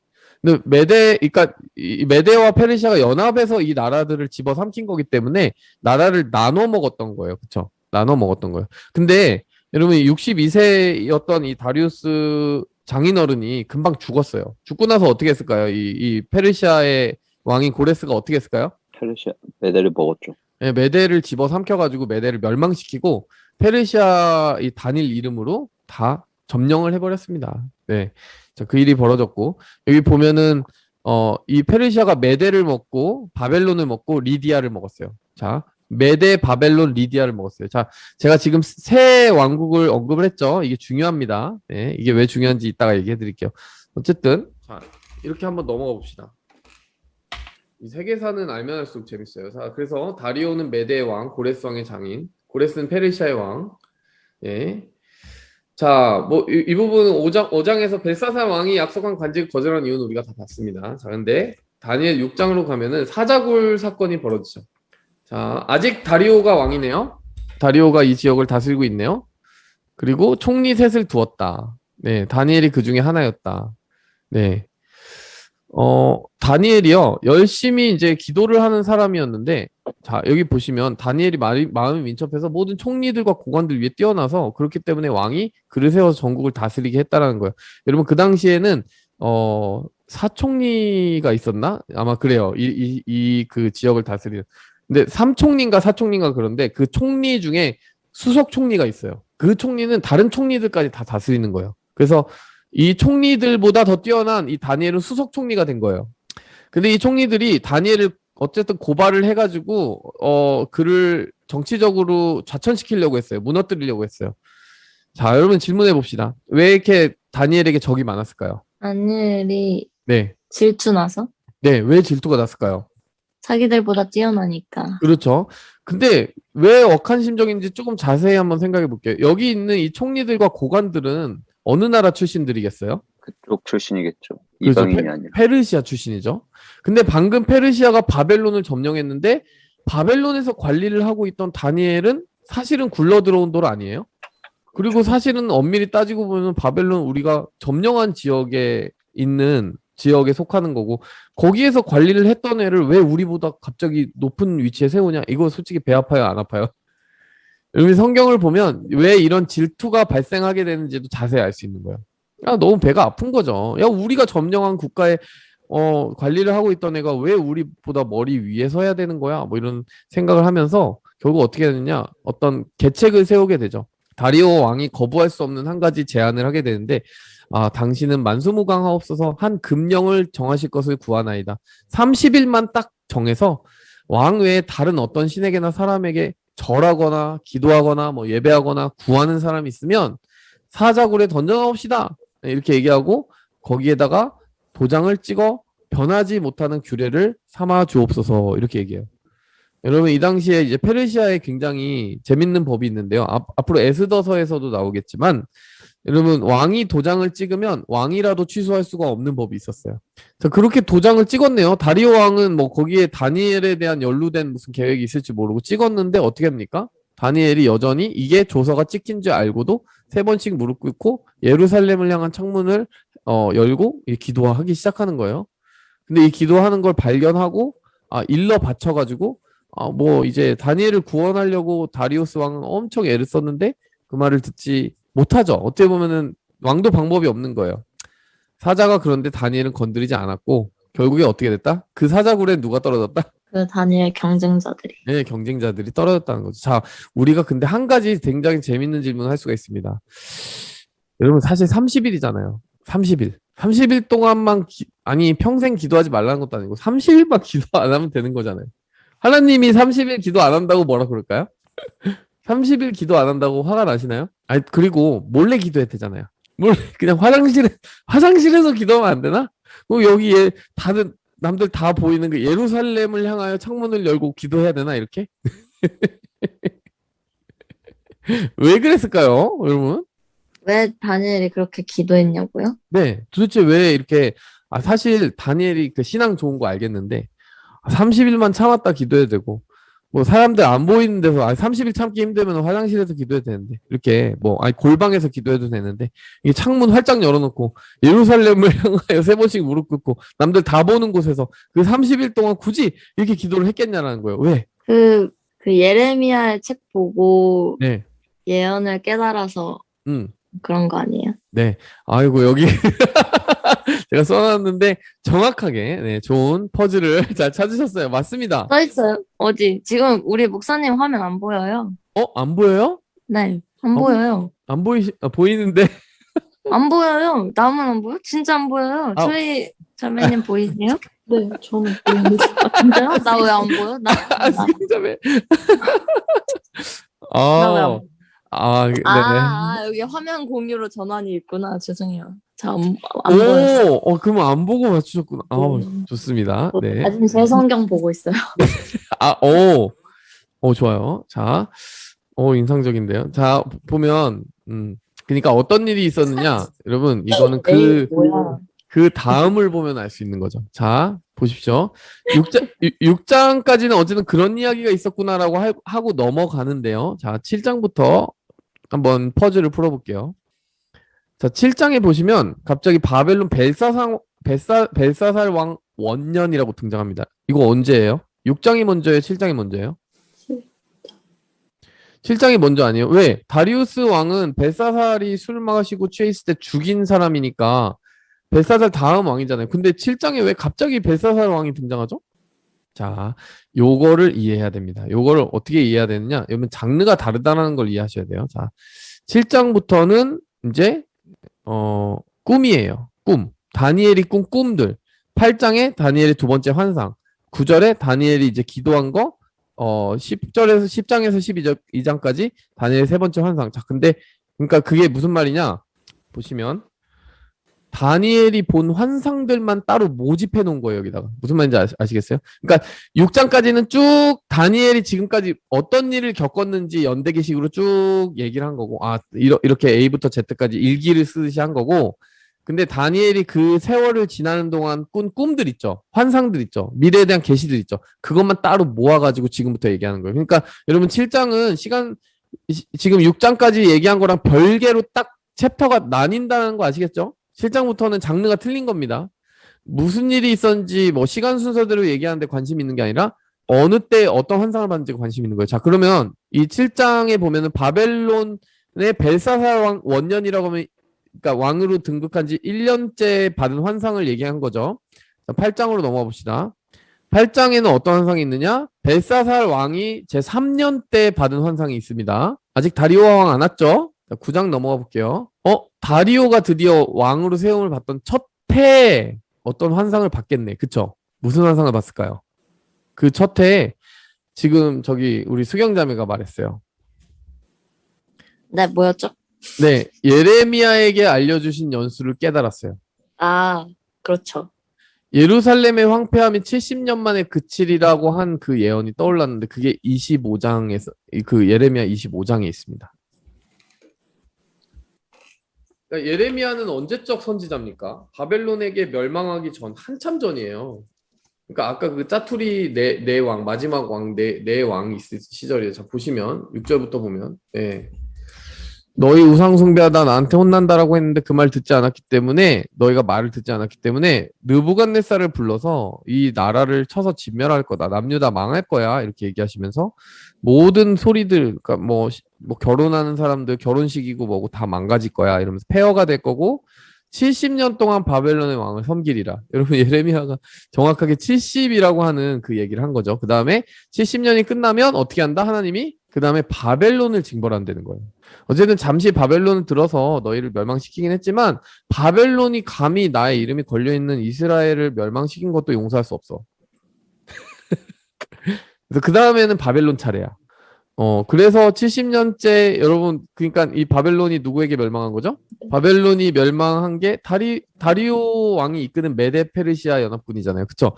메데 페르시아 연합군에 의해서 멸망한 그때가 그러니까 예레미야 선지자가 예언한 70년이 끝나는 그때가 아니었겠습니까? 그쵸? 근데 그걸 언제 깨달았다고요? 그걸? 누가 깨달았어요? 네. 그걸 9장에서 통치 원년에 깨달았다는 거예요. 예레미야 선지자의 70년이 찼다. 그러면 어떻게 해야 되냐? 이제부터 어떻게 됩니까? 기도해야죠. 하나님, 예레미야 선지자에게 말씀하신 대로 정말 이 나라가 회복되는 겁니까? 지금부터?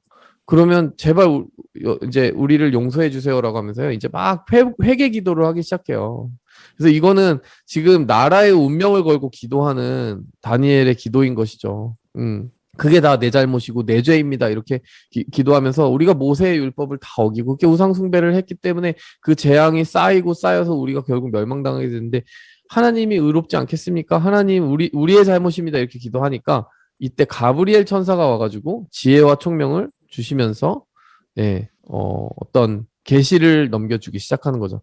여러분, 그러니까 아까 이 9장의 얘기하고 6장의 얘기하고 이어지는 부분이 있잖아요. 이 6장에서 다니엘이 뭐 이렇게 30일도 타협하지 않고 이렇게 목숨 걸고 기도해야 되는 그게 뭐였을까라고 했을 때, 여러분 9장에서 답이 나오는 거죠.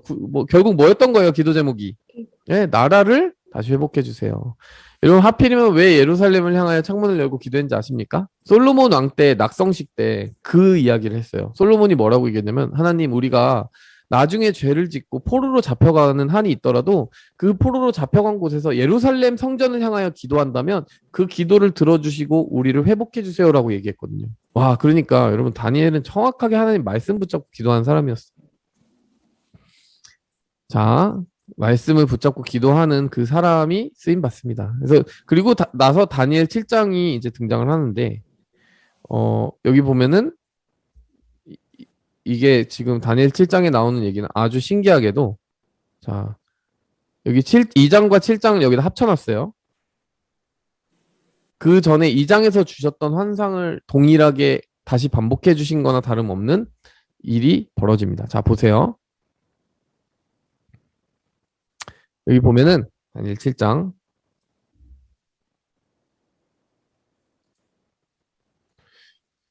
다니엘 7장에 보니까요, 네 짐승이 있었대요. 네 짐승이 있는데 사자에게 독수리의 날개 달려 있고요. 두 번째 짐승은 곰이래요.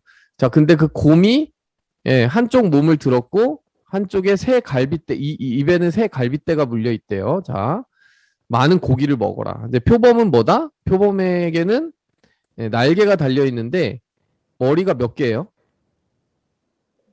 네, 머리가 4개라고 합니다. 네, 어쨌든 그 다음에 무섭고 놀라운 짐승이 그 다음에 있었는데 쇠로 된 이가 있어서, 여러분 쇠는 아까 어디서 봤죠? 여기서 봤죠? 뭐 부서뜨리는 그게 있다. 그 다음에는 그 짐승에게서 뿔이 이제 나오게 되는데, 이제 큰 입이 있어 큰 말을 하는 어떤 뿔이 나타난다. 이 얘기를 했는데, 자, 여러분 뭐 여기서 중요한 게 이겁니다. 이 바벨론을 가리켜요. 일단 이 독수리의 날개가 있는 사자는 바벨론을 가리키는데, 이 곰 같은 경우에 한번 보세요. 아까 이 곰에게 곰이 한쪽 팔을 들었다라고 했죠. 그리고 곰의 입에 갈빗대 몇 개가 물려 있다고 했죠? 3개가 물려 있다고 했죠. 제가 아까 페르시아 보여드리지 않았나요? 페르시아를 보여드렸는데, 페르시아가 점령한 지역이 어디였죠? 잠깐만요. 어디 나왔더라? 네. 페르시아가 점령한 지역이 아까 리디아하고 거기 메데하고 리디아하고 여기 있었는데, 제가 그 지도가 어디 갔죠? 여기 있다. 여기 있네요. 제가 아까 말씀드렸죠. 메데하고 페르시아가 있었는데, 페르시아가 어디를 먹었다고요? 바벨로니아, 메데, 리디아. 그쵸. 이게 그들이 먹었던 가장 주된 지역이에요. 메데를 먹고 바벨론을 통합하고 그 다음에 리디아를 먹어서 이 페르시아가 성립이 됐거든요. 그러니까 아까 그 곰탱이가 먹고 이렇게 입에 물고 있었던 새 갈빗대는, 그러니까 이 메데와 바벨론과 리디아를 가리키는 거예요. 그리고 한쪽 발톱을 들었다라는 건요, 이 페르시아가 이쪽을 향해서 이제 이 페르시아가 여기서부터 서쪽으로 전진하면서 그 나라를 넓혔다라는 걸 얘기하는 거죠. 여러분, 이게 세계사를 아는 사람에게는 굉장히 너무나도 정확한 예언인 거예요. 네? 이렇게 새 갈빗대. 그 다음에 여러분, 이 헬라 제국 한번 보시기 바랍니다. 헬라 제국. 이거 더 소름이 돋는데, 여러분. 헬라 제국은 여러분, 이 독수리의 날개가 4개나 있고 표범이 이제 4머리를 가지고 있듯이 굉장히 뭐 민첩하고 날카로운 그런 그러니까 그런 짐승이에요. 여러분이 이제 그러니까 이 헬라 제국을 생각했을 때 공통점이 뭘까요? 헬라 제국. 이게 누구세요? 이 헬라 제국이 누구십니까? 아까 우리가 말했죠? 누구죠? 알렉산더. 여러분, 알렉산더가 세계에 제패하는데 얼마나 걸렸는지 아세요? 자, 여기 보시면은 BC 334년에서부터 죽을 때가 323년이에요. 네, 자, 이 BC 334년에서 323년까지 그 연도 차이가 얼마입니까? 9년이요. 네. 거의 그 뭐 10년 정도밖에 차이 안 나죠? 11년? 10년? 그쵸? 그러니까 여러분 이게 여러분 이 여기 마게도니아에서 출발한 나라가 여기 전체를 다 집어삼키는데 얼마 걸렸다는 거예요? 10년 정도밖에 안 걸렸다는 거예요. 여러분 알렉산더의 그 무시무시한 전투 중에 이제 가우 가멜라 전투라는 게 있습니다. 페르시아의 그 황제를 무너뜨린 전쟁이었는데 이게 몇 배 전쟁이었냐면요. 보세요. 고대 그 역사서에 따르면은 4만 7천 명대 25만 명에서 100만 명까지의 그 이게 25배인가? 이게 말이 안 되는 숫자의 차이가 나잖아요. 현대 그 역사가들은 이걸 정확하게 보자면 4만 명대 뭐 10만 명 정도 되지 않겠냐 뭐 이렇게 보는데 하여간 옛날 역사가들 주장에 따르면은 100만 명을 데리고 왔다라고 기록이 돼 있어요. 근데 왜 25만 명에서 100만 명으로 보냐면 거기에 이제 그 보급병들이 있었을 것이다 뭐 이렇게 봐가지고 그런데 이게 그 싸워서 이길 수 있는 전쟁이 아니었거든요. 근데 이 알렉산더가 가우 가멜라 전투에서 벌인 엄청난 전략이 뭐였냐면은 하여간 이렇게 싸우다가 기동전을 펼쳐가지고요. 이 적진 한복판으로 자기 그 말들 타는 기병대와 함께 여기 그 한복판을 파고 들어가지고 다리우스를 쫓아갑니다. 혼자서 기병대와 함께. 네. 그 어마어마한 그 전투를 가우 가멜라 전투라고 하고 여러분이 찾아보면은 옛날 그 모자이크 벽화로도 그걸 남겨놨어요. 그래서 다리우스를 끝까지 쫓아가가지고 지구 끝까지 쫓아가가지고 이제 자기 손으로 잡으려고 했는데 결국에 그 초라하게 도망자 신세가 된 그 다리우스 왕이 여기서 말하는 다리우스는 이제 다리우스 3세입니다. 다른 왕인데 다리우스 3세가 이 박트리아라는 곳에서 자기 그 부하에게 죽임을 당해요. 근데 어쨌든 그때 이 세계를 제패한 알렉산더의 나이는 33세였다. 이집트에서 파라오의 칭호를 얻었고요. 바벨론의 왕이 됐고 마케도니아 왕이 됐고 뭐 여기 모든 지역에 다 왕이 돼버렸어요. 그러니까 여러분 역사상 가장 빨리 세계를 제패한 제국이 어디냐라고 질문하면 어디입니까? 네, 가장 빨리 그러니까 가장 빠른 속도라고 따지면요 로마도 아니에요. 알렉산더가 이룩한 그리스 헬라 제국이 제일 빠르게 그 세상을 제패했습니다. 네, 아시겠죠? 그러니까 표범과 같은 속도, 그 날개가 4개나 달렸다는 거는 굉장히 빠른 속도로 진격할 거라는 걸 보여주는데 여러분 다니엘이 지금 이 시대를 경험해볼 그 가능성은 없어요. 왜냐면 다니엘은 한참 전 인물이거든요. 근데 다니엘이 지금 본 그 환상과 예언이 너무나도 정확한 거예요. 게다가 머리가 4개라는 게 더 소름 끼칩니다. 왠지 아세요? 여러분 알렉산더가 죽고 나서 어떻게 되는지 아십니까? 지역이 4개로 갈라져요. 근데 지역이 누구에게 갈라지냐면 자기 부하 4명에게 갈라집니다. 아니 33세 지금 이제 막 이제 세계 제패를 다 이룬 33세 왕이 죽었는데 얼마나 그 준비 안 된 모습으로 죽었겠어요. 거의 죽을 거라고 생각 못한 상태에서 죽어버렸잖아요. 그러니까 부하들이 다 갈라버렸어요. 평소에 알렉산더는 자기의 아들에게 후계자의 자리를 넘겨주지 않는다라고 말했어요. 뭐라고 말했냐면 누구든지 힘센 자가 이 제국을 차지할 것이다 이렇게 얘기했어요. 그러니까 부하들이 뭐 대놓고 싸워가지고 이렇게 갈라버렸죠. 갈라치기를 해버렸죠. 그래서 여기 이쪽 이집트 지역은 프톨레마이오스 왕국이 세워지고 셀루크스 왕국이 이제 이 나머지 굉장히 큰 덩어리를 차지하고 키산드로스 그다음 뭐 리시마코스 이렇게 해서 이 4명의 부하가 갈라치기를 하기 시작합니다. 근데 여러분이 보시면 굉장히 그런 어떤 세계사의 부분들을 성경 예언이 굉장히 정확하게 보여주고 있지 않나 이런 생각이 드는 거죠. 그 성경이 가장 무서운 짐승이라고 이야기했던 게 로마 제국이에요. 여러분이 생각할 때 교회의 역사에서 로마 제국이 왜 정말 무서웠을 거라고 생각하세요?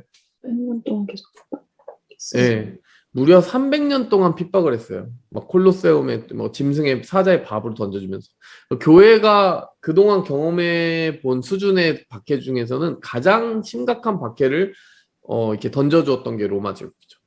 그 다음에 어쨌든 그 시대가 지나고 나면은 진흙과 쇠가 섞여 있는 것처럼 막 민족과 언어와 방언들이 막 뒤섞여 있게 될 거라고 그랬잖아요. 그럼 이게 열국 시대 아니에요? 여기 지금 사진 보이시죠? 유럽이 막 여러 나라로 갈라져 있잖아요. 그렇죠?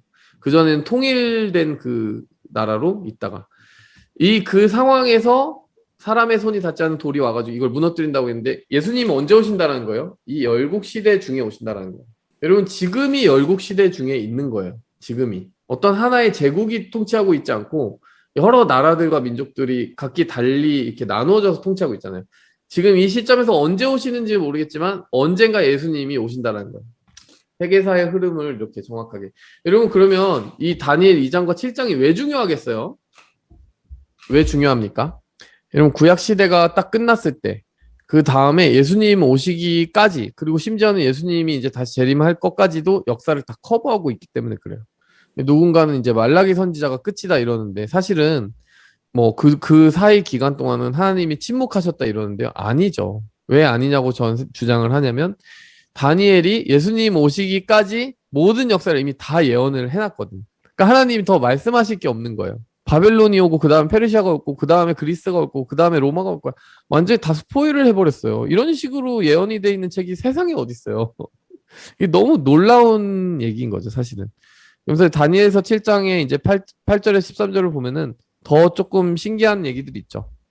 여러분 이 11절 12절을 보면은 누구인 것 같으세요? 이 다니엘서 7장에 이 11절 12절이 누구인 것 같으세요? 11절 12절이 아니라 13절 14절. 인자 예수님? 같은 이 하늘 구름을 타고 왔다. 옛적부터 항상 계신 이가 누굽니까? 하나님 아버지죠. 그 앞으로 인도가 되는데 자, 여기서 그에게 권세와 영광과 나라를 준다. 이 그는 누굽니까? 예수님? 여기 인자 같은 이를 받는 거예요. 그쵸?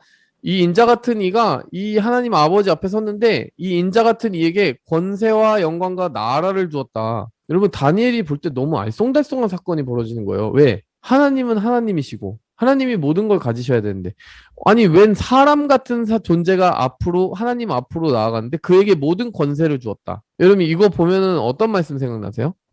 마태복음 28장 생각나지 않으세요? 마태복음 28장에 뭐라고 말하죠? 하늘과 땅의 모든 권세를 뭐라고요? 네.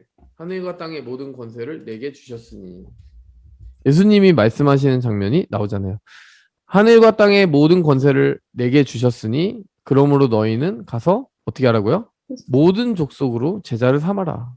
그러니까 여러분 다니엘서 7장 14절에 예언된 이 인자 같은 이가 누구예요?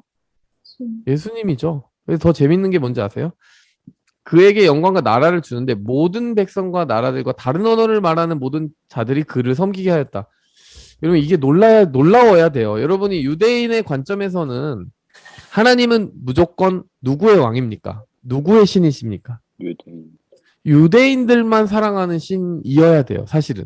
근데 지금 여기서 이 인자 같은 이가 하나님께 받는 이 왕권이라고 하는 게 모든 백성, 모든 민족, 다른 언어를 말하는 모든 자들이 그를 섬기게 하였다. 그의 나라는 멸망하지 않을 나라다.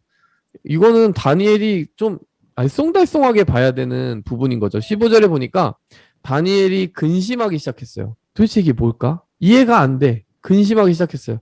여러분, 우리는 이해됩니까? 여러분 이해되죠? 하나님의 비전은 굉장히 컸던 거죠. 하나님은 이 예수 그리스도가 오시게 하심으로써 모든 나라를 통치하고 모든 언어와 민족을 통치하는 그 순간을 준비하고 계셨다. 그래서 여러분 이 다니엘서 7장은 보면 볼수록 놀라운 거예요. 이 바벨론 그리고 페르시아, 헬라, 로마 제국의 역사뿐만이 아니라 나중에 훗날 종말론적으로 예수님이 오셔서 모든 나라와 권세와 영광을 다 차지하게 되실 그 순간까지 예언하고 있습니다. 여러분 다니엘은 결국에 구약 성경에 뭐라고 볼 수 있다? 예. 구약 성경의 요한계시록이라고 볼 수 있다는 사실이에요. 요한계시록보다 훨씬 더 어떻게 보면은 일찌감치 그런 예언들을 했다는 거죠. 다니엘서 8장에 보면은 이게 두 뿔 달린 순양이 나오는데 자 보십시오. 다니엘서 8장을 보면 이거가 중요하니까 한번 얘기하고 끝내봅시다. 두 뿔 가진 순양이 섰는데 두 뿔 다 길었고 한 뿔은 다른 뿔보다 길었고 그 긴 것은 나중에 난 것이다. 여러분 이거는 그냥 제가 스포일 해드릴게요. 이거 페르시아예요. 페르시아. 맞습니까? 틀립니까? 여러분 두 뿔이 있는데 두 뿔 중에 한 뿔이 나중에 난 뿔이 더 길었다. 이거 뭐 말하는 것 같으세요? 3절에 이 말은 페르시아가 뭐와 뭐의 연합국이었다고요? 네. 그죠? 메데와 페르시아 연합국이었는데 나중에 더 강성함을 얻은 페르시아가 메데를 무너뜨리고 더 큰 뿔이 되었잖아요. 그쵸? 여러분 이게 정확하게 페르시아를 묘사하는 거예요. 자, 근데 보세요. 이 순양이 서쪽, 북쪽, 남쪽을 향하여 들이받았다. 그쵸? 서쪽과 북쪽과 남쪽을 향하여 들이받았는데 정말 막아낼 수 있는 존재가 하나도 없었다라는 얘기죠. 페르시아를 막을 수 있는 존재가 하나도 없었어요. 그런데 갑자기 순념소가 나타났는데 서쪽에서부터 왔습니다. 여러분 서쪽은 어디에서 왔어요? 알렉산더가 근거지가 어디라고요? 장병재? 아까? 마케도니아에서부터 왔잖아요. 그쵸? 네. 그래서 온 지면에 두루 다니 땅에 닿지 아니하며 땅에 닿지 아니하였다는 건요. 여러분 알렉산더의 그 움직임을 보면 너무 신기해요. 왜? 그 다른 황제들은요 싸움을 싸워서 잘 이겼어요. 그럼 수도에 가가지고 조금 편안하게 살려고 해요. 근데 알렉산더는 항상 꿈이 뭐였다? 여러분 영화 보시면 알아요. 그 부하 장수들이 너무 지쳐가지고 나 고향에 돌아가가지고 가족들하고 살게 해주세요 하니까 알렉산더가 막 펑펑 울어요. 막 삐져요. 막 너희가 그런 꿈이 그렇게 작아서야 쓰겠냐 이러면서 나와 천하를 제패하기로 하지 않았냐 막 이러면서요. 야 알렉산더는요 편안하게 사는데 전혀 꿈이 없어. 막 가는 데마다 계속 점령하고 아마 그대로 살아있으면 인도까지 점령하려고 했어요. 인도 점령을 앞두고 그게 죽어버렸거든요. 그러니까 땅에 닿지 않았다는 건 뭐냐면 그 사람은 진짜 하루도 쉬지 않고 전쟁 죽을 때까지 전쟁하고 싶었던 사람이에요. 자, 그래서 어떻게 했습니까? 원래 있던 양을 향하여 분노의 힘으로 달려가서 이게 여기 보세요. 보이시죠? 그 염소가 내리쳐버렸는데 어떻게 됐다? 두 뿔을 꺾어버렸다. 그러니까 페르시아의 영광을 꺾어버린 거죠. 순양에게 대적할 힘이 없어서 엎드려져 버렸다는 거예요. 그런데 재밌어요. 재밌는 게 뭐냐면 이 순념소가 누구라고? 헬라 제국이라고 그랬죠. 근데 그 스스로 힘이 강대하여 갈 때 큰 뿔이 어떻게 됐다? 꺾였습니다. 여러분 이게 세계사에 너무 미스테리예요. 알렉산더 33살에 그냥 열병 걸려서 죽어버렸어요. 가장 강할 때 꺾인 거 맞아요? 틀려요? 맞죠? 그리고 나서 그 대신에 현저한 뿔 넷이 하늘 사방을 향해 났다. 여러분 뿔이 하나가 꺾이고 뿔이 4개가 났다. 아까 여러분 헬라 제국의 역사 중에 뭘 가리키는 거예요? 알렉산더 죽고 나서 어떻게 됐다? 부하 넷이 갈라먹었다.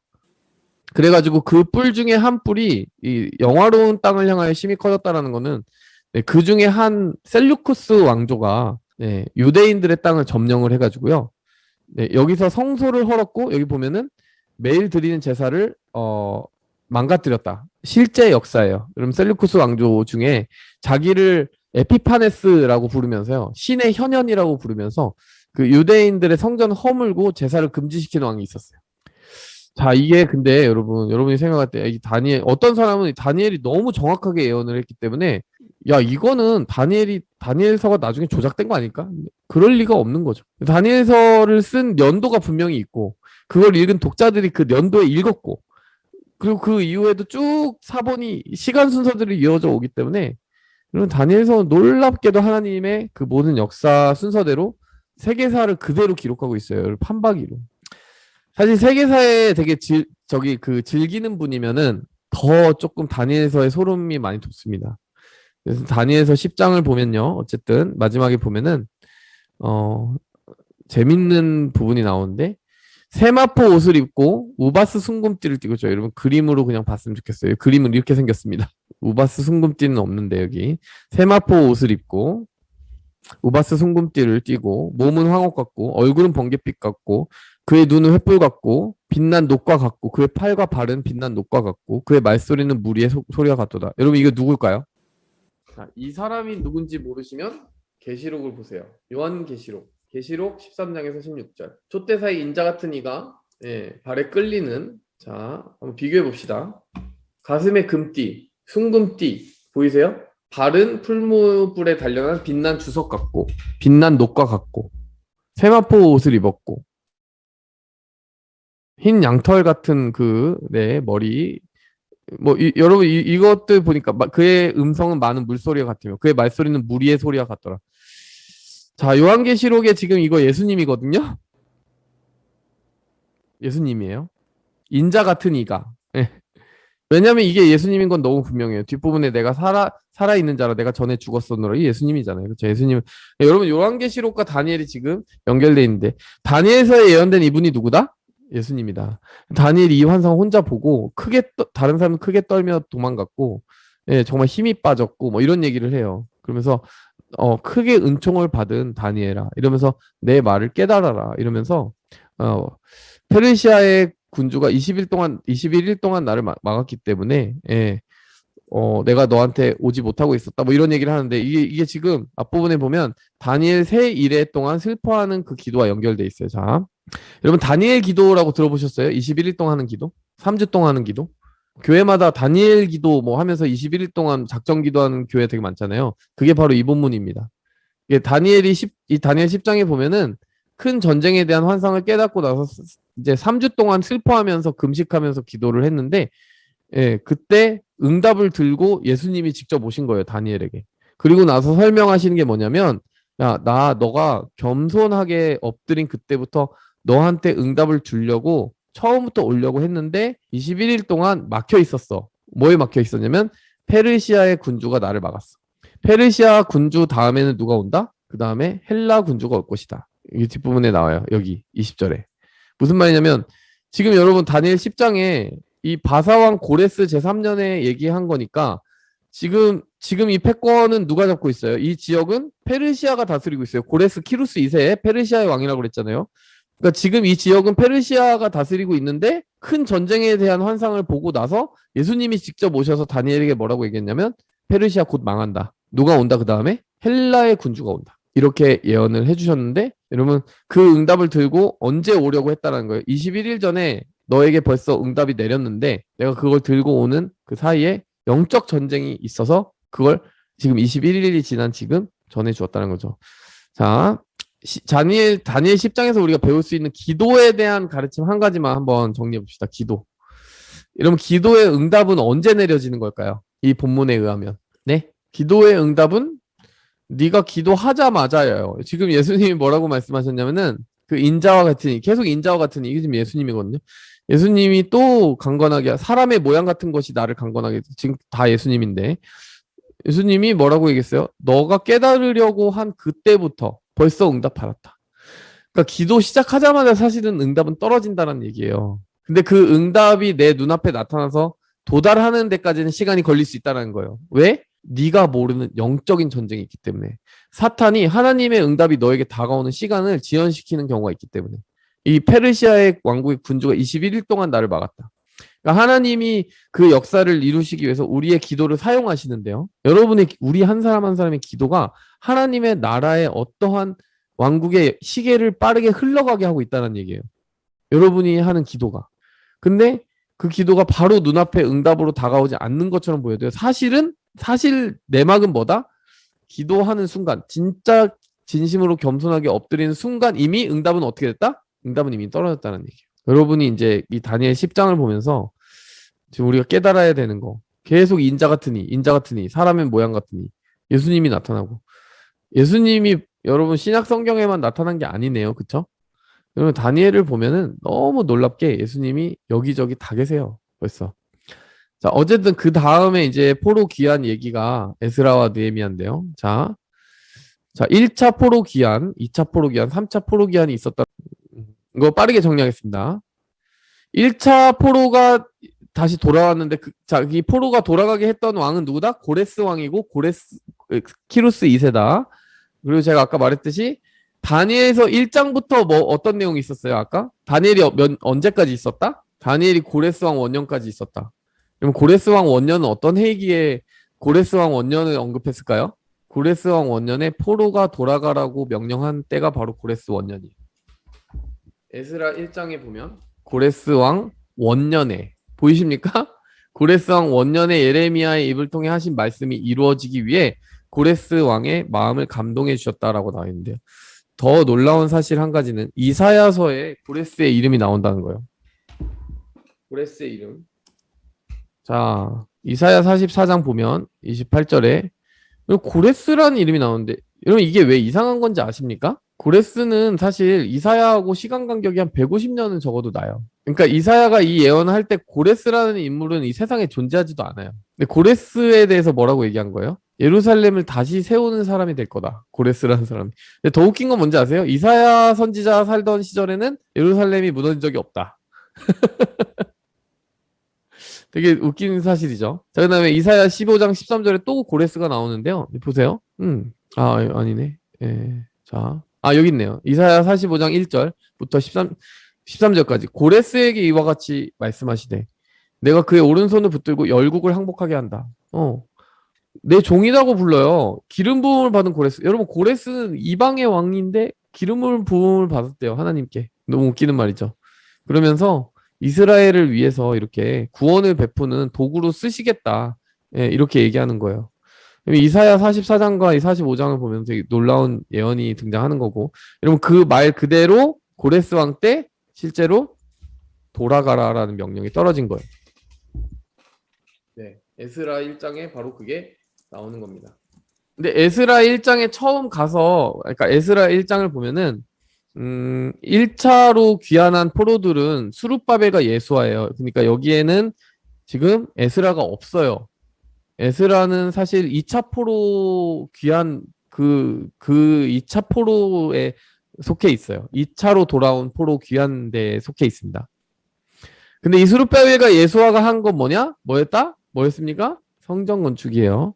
자, 근데 2차 포로 귀환은 에스라가 이제 주도를 했고, 에스라가 와서 한 역할은 뭘까요? 민족 부흥운동이라고 했는데, 성전은 세워졌는데 사람들이 말씀대로 살질 않아요. 그래서 에스라가 가보니까 제일 말씀대로 안 사는 그 모습들이 뭐였는지 아십니까? 에스라가 제일 화가 났던 거 뭐예요? 빡쳤던 거. 네, 이방인들과 막 결혼하고. 그러니까 또 레위인들이나 어떤 제사장들이 자기 직분을 감당할 수 있을 만큼 충분히 사람들이 11조를 한다든가 서포트를 하지 않고, 성전은 제대로 세워놨는데 성전에서 예배가 제대로 돌아가려면 사람들이 헌금을 해야 되는데 헌금을 하지 않고, 그러니까 완전히 예배 중심, 성전 중심의 삶이 무너져 있고 사람들은 다 이방인들과 섞여서 예전으로 돌아가는 움직임을 가지고 있더라는 거예요. 그래서 에스라는 이 1차 성전을 다 건축한 다음에 사실 에스라가 갔을 때는 한 70년 이후에 갔는데 너무나 안 좋은 거예요, 상황이. 그래가지고 그들을 정신적으로 무장시키는 역할을 합니다. 그러니까 성전만 있으면 뭐해? 그 성전에서 예배자가 없는데, 그러면서 에스라가 예배자들을 다시 세우는 역할을 하는 거죠. 자, 그리고 나서 3차로 온 사람이 누구다? 느헤미야다. 느헤미야는 어떤 프로젝트를 진행했을까요? 성벽 재건이에요. 성벽 아까 재건하지 않았어요? 라고 질문할 수 있는데, 자, 뭐가 달라졌습니까? 뭐가 달라졌나요? 네, 아무나 말씀해 주세요. 1차에 아까 1차 스룹바벨과 예수아가 한 것과 뭐가 달라졌나요? 성전은 그 말대로 예배당이고 성벽은 좀 더 그 도시 개발을 맞아요, 맞아요. 그 성전은 그 예배당, 건물 하나. 그리고 성벽은 뭐다? 예루살렘 전체를 둘러싼 벽이에요, 벽. 여러분, 그 당시 성벽이 없는 도시라고 하는 건 뭐예요? 그냥 적의 공격에 노출돼 있나, 그냥 완전히 아무것도 아닌 황무지나 다름없는 거예요. 그 상태가 돼 있었는데, 이제 느헤미야가 와서 그걸, 그 비참한 광경을 보고 성벽을 재건하는데요. 여러분, 성벽을 재건하는데 얼마나 걸렸다? 52일밖에 안 걸렸어요. 성전 재건하는 데는 한 5년이었던 것 같은데, 제가 생각할 때 성전은 한번 그 기초를 쌓고 방해를 받아가지고 10몇 년을 지체하다가 나중에 다시 이제 그 아닥사스다 왕의 허락을 받아가지고 짓기 시작해서 금방 지었어요. 근데 이제 성벽은 더 빨리 지었어요. 성벽은 52일밖에 안 걸렸어요. 그리고 그 성벽을 짓고 나서 그 성벽을 이제 삥 둘러가면서 막 축하하는 그런 장면들이 나오고, 그게 느헤미야 시절에 있었던 일이고, 그래서 에스라 느헤미야는 동역자예요. 같은 시절에 있었던 사람이고, 느헤미야가 이제 3차 포로를 데리고 왔죠. 그리고 이제 데리고 오는 걸 보면은 거기에 뭐 찬양대도 많이 데리고 오고 그렇습니다. 자, 그래서 에스라의 구조는 이렇게 되어 있어요. 1차 포로 귀환대에 대한 얘기를 하고 있는데, 자, 1차 포로 귀환 때 어떤 일이 있었는지는 에스라가 직접 경험한 일은 아니고 그 앞세대에 있었던 이야기들을 다시 자기가 역사적으로 편찬해가지고 쓴 거예요. 스룹바벨이 데려와서 성전을 건축하는 장면인데 중간에 방해를 받아가지고 중단이 됐었다가 학개와 스가랴가 격려를 해가지고 완공을 합니다. 여러분, 스가랴서를 보면은 또 되게 놀라운 예언들이 많은데, 여러분 스가랴서를 한번 보세요. 예, 스가랴서가 참 재밌습니다. 학개서는 뭐라고 얘기하냐면, 이 성전이 앞으로 옛날 솔로몬 성전보다 더 영광스러울 거다, 이렇게 얘기해요. 여러분이 실제로 에스라서를 보면은 지금 새로 세워지는 성전을 보고 막 사람들이 눈물 흘리는 장면이 나오거든요. 옛날에 솔로몬 성전을 보았던 사람들이 통곡을 해요. 왜 통곡을 할까요? 솔로몬 성전 너무 화려했거든요. 근데 새로 세워지는 이 스룹바벨과 이 스룹바벨과 예수아가 세운 이 성전은 그 정도로 화려하게 지을 수가 없었던 거예요. 그걸 보면서 그 과거에 지나간 영광 때문에 너무 슬퍼가지고 우는데 학계 선지자가 예언하는 그 예언을 보면요. 나중 성전의 영광이 이전 성전의 영광보다 훨씬 더 뛰어날 것이다. 이렇게 얘기해요. 여러분 그건 어떻게 성취되는 걸까요? 예수님. 네. 솔로몬 성전이 아무리 외형적으로 화려하지만 사실은 스룹바벨이 세운 제2성전이 더 영광스러운 이유는 바로 거기에 예수님이 발을 디디셨기 때문이라는 거죠. 자, 그러니까 여러분 지금 와가지고 다 무너진 성전 다시 왜 세우는 거겠습니까? 하나님이 정말 원하셨던 거예요. 왜 원하셨던 거겠습니까? 그 성전의 기능은 결국 뭐였다? 네, 예수님이 다시 발 디디실 때까지 예수님을 가리키는 표지판을 다시 세우신 거예요. 그러니까 여러분이 뭐 에스라서에서 왜 성전을 세운 의미가 뭡니까? 뭐 그렇다고 해서 다시 강대국이 됐습니까? 그런 게 아닐지라도 항상 우리가 예배를 다시 세운다는 것의 목적은 뭐다? 예수님을 가리키는 것만으로 이미 충분한 목적이 있다는 거예요. 이 땅에 세워진 교회도 마찬가지예요. 그 교회가 뭐 재정적으로나 뭐 상황적으로 힘들 수도 있고 약할 수도 있고 개척교회일 수도 있고 뭐 부흥하는 교회일 수도 있고 뭐 다양한 교회들이 있어요. 하지만 우리는 교회를 함부로 판단하면 안 돼. 그러니까 그 교회의 영광은 그 외형의 대단함과 사람들이 얼마나 모이느냐에 있지 않고 그 교회가 얼마나 충실하게 누구를 가리키느냐? 예수 그리스도를 가리키느냐에 달려 있다는 거예요. 아무리 겉이 화려해도요. 만약에 예수님을 제대로 가리키고 있지 않은 성전이라면 하나님은 단번에라도 무너뜨리세요. 차라리 그런 성전은 보고 싶지 않다. 솔로몬 성전 나 보고 싶지 않아. 차라리 우상숭배 가득했던 그 성전 다 무너뜨릴 거야. 하지만 소박하고 약하더라도 회개한 심령으로 다시 돌아온 그 포로기에서 돌아온 사람들이 겸손한 마음을 회복해서 지은 그 성전 위에 예수님의 발이 닿게 하실 거야. 이렇게 얘기하시는 거죠. 우리가 교회를 어떻게 바라봐야 되는지를 이 에스라서를 통해서 우리가 알게 되는 거예요. 그래서 하나님은 본질 없는 화려함에 감동받지 않으신다. 여러분 우리 신앙생활을 한번 돌아보셔야 돼요. 우리 신앙생활도 뭐 그럴듯한 어떤 습관이 있고 외형이 있고 그거보다도 하나님은 너 정말 예수님 사랑해? 너 정말 예수님 가리키고 있어? 너의 입술에 예수님을 증거하는 입술이 있어? 그게 있어야 네가 성전이야. 그게 있는 교회가 진짜 교회야. 사람이 얼마나 모이든 상관없어. 그 선포가 있으면 나는 그곳에 있어. 하나님은 그렇게 성전을 정의해주고 계신 거예요. 1차 포로 기한이 그렇게 끝나고 2차 포로 기한이 에스라가 와서 부흥운동하는 이야기로 끝났다라고 얘기했고 느헤미야는 성전이 아니라 성벽을 재건한 사람이다 이렇게 얘기했죠. 그다음에 성벽을 어떻게 헌납했고 여기서 느헤미야가 개혁하는 장면이 나오죠. 느헤미야도 그 통혼 그 혼인이 막 이렇게 이방인들과 이루어지는 것에 대해서 굉장히 심하게 혼을 내는 장면이 나옵니다. 느헤미야가 이제 그 장면뿐만이 아니라 느헤미야서는요 리더십의 책이에요. 여러분이 느헤미야의 리더십 한번 연구해 보시면 참 좋을 것 같아요. 뭐 시간이 없기 때문에 다 나누지 못하지만 여러 방해를 받기도 하고 내부의 공격을 받기도 하고 분열되기도 하고 음모에 노출되기도 하고 포기할 수 있는 여러 상황들이 있었지만 느헤미야가 정말 끈질기게 리더십을 발휘해서 52일 만에 성벽을 다 쌓는다는 거는 말도 안 되는 기적이 벌어진 거죠. 어쨌든 느헤미야가 그렇게 세워졌습니다. 네, 그 성벽을 세웠습니다. 그래서 연대기를 보시면 1차 기한을 마치고 그때 성전 재건, 그다음에 2차 기한, 그다음에 에스라가 와서 예배를 회복하고 세 번째는 성벽을 재건했다. 그 사이에 에스더서가 있다. 에스더서의 위치는 여기 있다. 에스더서는 여러분이 그냥 이해하시기 쉬운 재미난 얘기죠. 에스더서의 주제를 누군가 설명해 주실 수 있겠습니까? 에스더서의 나쁜 놈의 이름을 알려주시기 바랍니다. 네? 모르드게라고 말씀하신 거 아니죠? 모르드게가 나쁜 놈이 되면 안 돼요. 여러분. 모르겠다라는 얘기시죠? 하만. 하만이죠, 하만. 예. 그러니까 한숨이 나온다 생각하시면 돼. 네, 한숨이 10,000번 나온다. 이렇게 생각하시면 될 것 같습니다. 와우. 자, 에스더서의 주제는 이거예요. 여러분, 에스더서의 특징 중에 하나가요. 에스더서에서 하나님이라는 단어가 하나도 없어요. 그거 눈치채셨어요? 다시 한번 읽어보세요. 혹시 하나님이라는 그 단어를 찾으시면 제가 상을 드리도록 하겠습니다. 제 전 재산을 드릴 수도 있습니다. 하나님이라는 단어가 없고요. 기도라는 단어가 없어요. 예배라는 단어가 없어요. 금식해라라는 건 있어요. 근데 하나님께 어떻게 그 신앙적인 용어가 하나도 없습니다. 에스더서가 신앙적이지 않은 책이어서가 아니라 여러분 무엇을 강조하고 싶으신지 아세요? 하나님의 그림자와 흔적을 찾아보기 힘든 절망적인 상황 속에서도 하나님은 일하신다. 이게 주제이기 때문에 의도적으로 하나님의 이름이 하나도 없어요.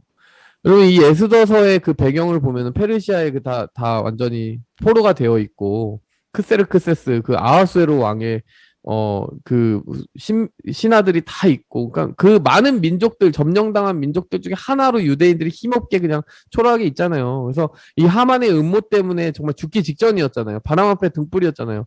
근데 어땠다? 하나님이 그들을 보호하시니까 그 대적들의 모든 그 음모를 다 뒤집어서 원수를 갚게 해주셨다 이 얘기인 거죠. 하나님이 그걸 보호해 주시는 방법으로 다 바꿨다라는 얘기죠.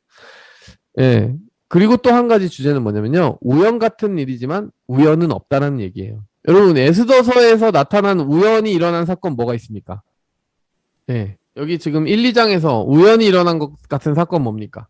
너무 웃기게 와스디 왕후가 폐위당하는 그러니까 에스더 전에 있던 왕후가 폐위당하는데 왜 폐위당했나요? 여러분? 불렀는데 안 와서. 불렀는데 안 왔어요. 그 왕의 즉위식 때 신하들 앞에 그 왕후의 그 옷을 갖춰 입고 와달라고 했는데 오지 않았어요. 사실은 생각해보면 조금 이상한 거긴 해요. 여러분 대통령 즉위식 할 때 대통령 즉위식이라고 하지 않지 대통령 취임식 할 때 영부인 오시나요? 안 오시나요? 오시죠. 예, 영부인 오라고 한다고 네가 뭔데 날 오라 가라 해? 이러는 영부인 있나요?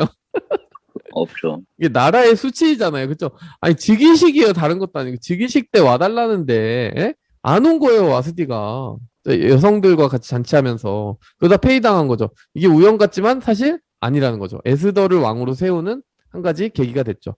자, 그런가 하면 모르드게가 왕을 암살하려고 하는 그 음모를 이렇게 알아내가지고 그걸 고발을 하거든요. 에스더를 통해서. 그래서 왕을 구하게 돼요. 그런데 왕이 즉각적으로 포상을 하는 게 아니라 상을 주지 않아요. 여러분 이것도 우연 같지만 우연이 아니더라는 거예요. 왜? 나중에 하만이 이 자기에게 절하지 않는 모르드게를 보고 너무 화가 나가지고 유대인을 다 죽여야 되겠어. 그걸 법으로 만들어야 되겠어. 해가지고 그 음모를 이제 베풀기 시작할 때, 이 한순간에 이 모든 것들이 다 뒤집히게 된 것이 이 앞서 뿌려졌던 모든 떡밥들이 회수되면서 우연이었던 것이 다 우연이 아니게 되면서 뭐죠? 죽는 자와 죽이는 자가 뒤바뀌어 버리게 된 거죠. 에스더는 자기의 그 왕후의 신분을 자기의 유대인의 그 뿌리를 숨겼었는데 그것도 우연 같지만 우연이 아니었던 거예요. 자, 결국에 잔치에 와달라고 에스더가 그 자기 왕을 이제 그 초대를 하잖아요. 근데 이것도 거의 죽으면 죽으리다의 그 각오가 있었어야 되는 일이었어요. 왜? 왕의 부름을 받지 않고 그 자리에 나가면 어떻게 된다? 페르시아의 법에 의하면 죽임을 당해요. 죽임을 당하지 않는 유일한 방법은 왕이 무언가 자비를 베푸는 그 신호로 자기의 그 지휘봉을 내밀어서 그걸 만지게 했을 때. 근데 실제로 에스더가 3일 금식하고 갑니다. 물도 마시지 않고. 근데 굉장히 아름다워 보였다. 금식이 답인가요? 역시 네 그렇게 갔는데 며칠 동안 이제 잔치를 벌이면서 하만에게 뭐라고 말하냐면은 그러니까 그 왕에게 뭐라고 말하냐면 그러니까 제가 원하는 소원 계속 물어보잖아요. 왕이 물어보는데 제가 원하는 소원 우리 민족 살려주세요. 저 살려주세요. 이러니까 아니 감히 누가 왕후의 민족과 가족을 그리고 왕후의 생명을 노린단 말이냐 했더니 바로 저 악한 자식 하만입니다. 이렇게 얘기하는 거죠. 하만은 너무 황당한 그 일들을 당하게 된 거죠. 근데 그 하만이 이 잔치에 오기 전까지 뭘 했는지 아세요? 모르드게를 달아 죽이려고 나무를 세워놨어요. 그리고 심지어는 모르드게를 죽이려고 했는데 그때 왕이 갑자기 호출을 하는 거예요. 왕한테 가봤더니 왕이 지금 그 전날에 잠이 안 와가지고 뭘 읽고 있었어요? 궁중일기를 읽고 있었는데 옛날 일기를 봤는데 모르드게가 자기 암살당할 만한 상황을 고발해가지고 자기 구해줬네? 근데 아무 상도 내리지 않았네?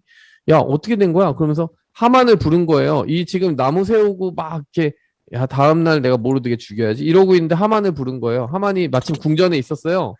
왕이 물어보는 거죠. 나의 생명을 구한 자를 어떻게 상을 주면 되겠냐. 그랬더니 왕의 옷을 입히고 모든 사람들 앞에서 이렇게 막 높이 부름을 받게 하십시오. 이랬는데 자기인 줄 알고. 근데 그게 결국 누구였다? 모르드게였어요. 모르드게가 높임 받자마자 그 다음에 잔치로 불림을 갔는데 그 잔치에서 에스더가 그렇게 말해가지고 모르드게가 칭송을 받고 바로 그 잔치에 시간차가 없어요. 바로 잔치에 불려가가지고 그 잔치에서 정체가 드러나가지고 저 하만을 죽여라. 그래서 죽었습니다. 이렇게 죽는 이야기가 나오는데 여러분이 보시면은 에스더서가 되게 극적인 타이밍들이 작용하고 있다는 걸 볼 수 있고 그리고 하고자 하는 말은 뭐냐면 우연 같지만 우연은 없다. 하나님의 이름이 힘이 없어 보이는 장면에서도 결국 하나님이 모든 것을 다스리신다. 이런 것을 에스더서가 보여주는 거죠. 자, 이게 결국 에스더서의 그 이야기였습니다. 그래서 여러분 구약 성경의 이야기가 끝나는데 이렇게 재밌죠? 네. 그리고 나서 여러분 예수님이 오셨고 예수님이 이제 사도들에게 복음을 전할 사명을 맡기시고 가셨다. 그래서 여러분 사도행전을 보시면 이렇게 앞부분은 베드로, 그 다음에 뒷부분은 바울이 주인공이다. 네. 베드로는 예루살렘과 유대와 사마리아를 중심으로 활동을 했어요. 그리고 바울은 어디를 중심으로 활동을 했다? 땅끝. 근데 예루살렘과 유대와 사마리아 땅끝 하니까 뭐가 생각납니까? 마지막. 네, 사도행전 1장 8절이 생각나죠. 오직 성령이 임하시면 예루살렘과 온 유대와 사마리아 땅끝까지 이르러 내 증인이 되리라. 그쵸? 예수님이 오시자마자 예수님이 그 구약 성경의 모든 약속을 다 이루시면서 오시자마자 그들에게 맡기신 일들을 너무나도 척척 수행을 했어요. 베드로는 예루살렘과 유대와 사마리아에서 그리고 바울은 이방인들의 나라에서. 근데 여러분이 이거 생각할 때 그냥 우연이라고 뭐 그럴 수 있겠지라고 생각하는지 모르겠지만요. 정말 말도 안 되는 속도로 복음이 퍼져나간 거 아십니까? 말도 안 돼요. 정말 한 사람의 인생 여러분 이 한 사람이 이 몇몇 사람의 인물들이 처음에 100명 정도밖에 안 믿던 그 예수 그리스도를 향한 그 복음을 그 지역 전체에다가 퍼뜨렸다는 거 아니에요? 이거 말도 안 되는 속도로 퍼져나간 거예요. 교회가 그렇게 시작되고 확장되고 그리고 바울이 1, 2차 선교, 3차 선교를 하고 로마에 가서 감옥에 수감되고 선교여행 4번째 선교여행을 하는 이 얘기까지 사도행전이 기록하고 있고 그때마다 바울은 이렇게 교회 편지들을 보내가지고요. 각 교회의 상황에 맞게 계속해서 어드바이스를 해주고 패스토럴 케어를 해요. 목회적인 상담을 하는 역할을 합니다. 그래서 여러분이 이 바울이 얼마나 하나님께 쓰임을 받았고 베드로가 얼마나 성령의 쓰임을 받았는지를 볼 수 있게 되는데 사도행전 1장 8절이 그것의 주제가 된다는 거죠. 근데 여러분 이게 참 이 베드로와 바울의 위대함이냐 뭐 그게 아니죠. 성령님이 이들을 쓰셨다 이게 답인 거죠. 또 한 가지 여러분 이들이 이렇게 복음을 전할 수 있었던 가장 큰 요인 중에 하나가 뭔지 아십니까? 뒤로 넘어가 보면 여러분 이거 한번 질문해 볼게요. 헬라 제국이 남긴 것은? 제가 이 질문을 여기다가 숨겨놨었는데 헬라 제국이 남긴 게 뭡니까? 언어요, 언어. 잘 말씀하셨습니다. 언어예요, 언어. 여러분 성경은 무슨 언어로 쓰였다? 헬라. 성경은 헬라어로 쓰였잖아요. 헬라어가 왜 중요한지 아세요? 자 보세요. 이 모든 광범위한 지역을 한 언어권으로 통일한 게 헬라 제국이에요. 그러니까 어디에 가든 헬라어로 쓰여진 문서는 읽혀질 수 있는 문화가 생긴 거예요. 그래서 여러분 그레코 로만이라고 하잖아요. 그레코가 바로 이 헬라를 의미하는 거고 뒤이어 나오는 로마 제국이 로만을 의미해서 그레코 로만 컬처라는 게 뭐예요? 이 헬라 제국의 문화와 이제 로마의 문화가 이제 융합된 문화를 말하는 건데, 자 헬라 제국은 성경을 쓰는 언어를 준비해서 모든 민족들 여기에 이제 얼마나 많은 나라들이 점령됐어요. 그 나라들이 공통 언어가 생기게 만들므로써 성경이 정말 순식간에 퍼져나가게 만든 거예요. 자 그렇다면 로마가 남긴 것은 무엇입니까? 여기 로마가 남긴 것은 무엇이라고? 제가 이렇게 질문을 빨리 전달될 수 있는 약간 교통과 이런. 그렇죠. 여러분 모든 길은 어디로 통한다? 로마로 통한다라는 격언 들어보셨죠? 여러분 로마가 세계 최초의 고속도로를 만든 거 아세요? 네. 그래서 여러분이 저는 이제 세계사가 너무 재밌어가지고 제가 예전에 그 특별히 카이사르를 되게 카이사르 황제 있죠, 초대 황제. 예. 카이사르 황제 그걸 많이 봤는데 로마의 건축이요 어마어마합니다. 이 고속도로 제가 지금 여기 찾을 수가 없는데 예, 로마의 도로를 보면요 로마의 도로 포장법이 장난이 아니에요. 자, 몇 겹으로 돼 있는데 야 건축술이 장난이 아니다. 진짜 놀랍다 이런 생각이 듭니다. 자, 어쨌든 로마 제국은 도로를 남겼어요. 여러분 사도 바울이 뭐 타고 전도했습니까? 로마 제국의 도로를 돌아다니면서 전도를 했어요. 배도 탔지만. 자, 그러니까 여러분이 볼 때는 자, 제가 지금 그 구약성의 마지막부터 신약성경까지 쭉 연결했는데 이 다니엘서부터 연결이 사실 되는 거예요. 바벨론의 화려함, 페르시아의 뭐 영광, 뭐 그리스의 그 뭐 대단한 정복자 알렉산더, 뭐 이 로마를 만든 황제 카이사르, 뭐 이런 거 기억하는 것 같지만 사실 이들은 다 지나가는 나라들이었을 뿐이고 헬라 제국을 통해 언어를 통일하고 네, 로마 제국을 통해 도로를 연결해서 하나님은 그 위로 복음이 전파되게 하시고 예수님이 오셔서 맡기신 일들을 네, 이 귀한한 포로들이 세운 성전 위에서 신앙생활을 하고 또 예수님을 알리는 이 베드로와 바울을 통해서 온 세계의 열방 가운데 전하셨다라고 하는 거를 우리는 보게 되는 거죠. 하나님이 하시는 일이 이렇게 연속적으로 우리에게까지 왔다. 그리고 이 일을 우리가 지금 맡아서 전해 받았다라는 사실을 기억할 수 있는 거죠. 아시겠죠? 여기까지 오늘 어떻게든 하여간 다 맞춰봤습니다. 그럼 목사님, 저희 그러면 신약은 이렇게 끝나는 건가요? 신약이 너무 뭐 이렇게 조금 빨리 끝났지만 이게 좀 아쉬운데 좀 제가 자세한 그런 어떤 요약 같은 거를 계속 나누고 싶습니다. 나눌게요. 요한계시록을 사실 읽어야 되는데 요한계시록은 근데 제가 요한계시록 여러분 보시면은 전체가 아니라 부분만 이렇게 제가 뽑았거든요. 아마 이유를 읽어보시면 이유를 아실 거예요. 우리에게 뭐가 맡겨져 있느냐, 마지막에 우리가 해야 되는 건 뭐냐, 그것을 거기다가 여러분 보시면 될 것 같아요. 그 관점으로 요한계시록 마지막 보면 될 것 같고 여기 남아 계신 생존자분들만 나누고 마치도록 하겠습니다. 생존자분들 오늘 마지막이니까 우리 수경자매 일단 오늘 마지막이라서 네.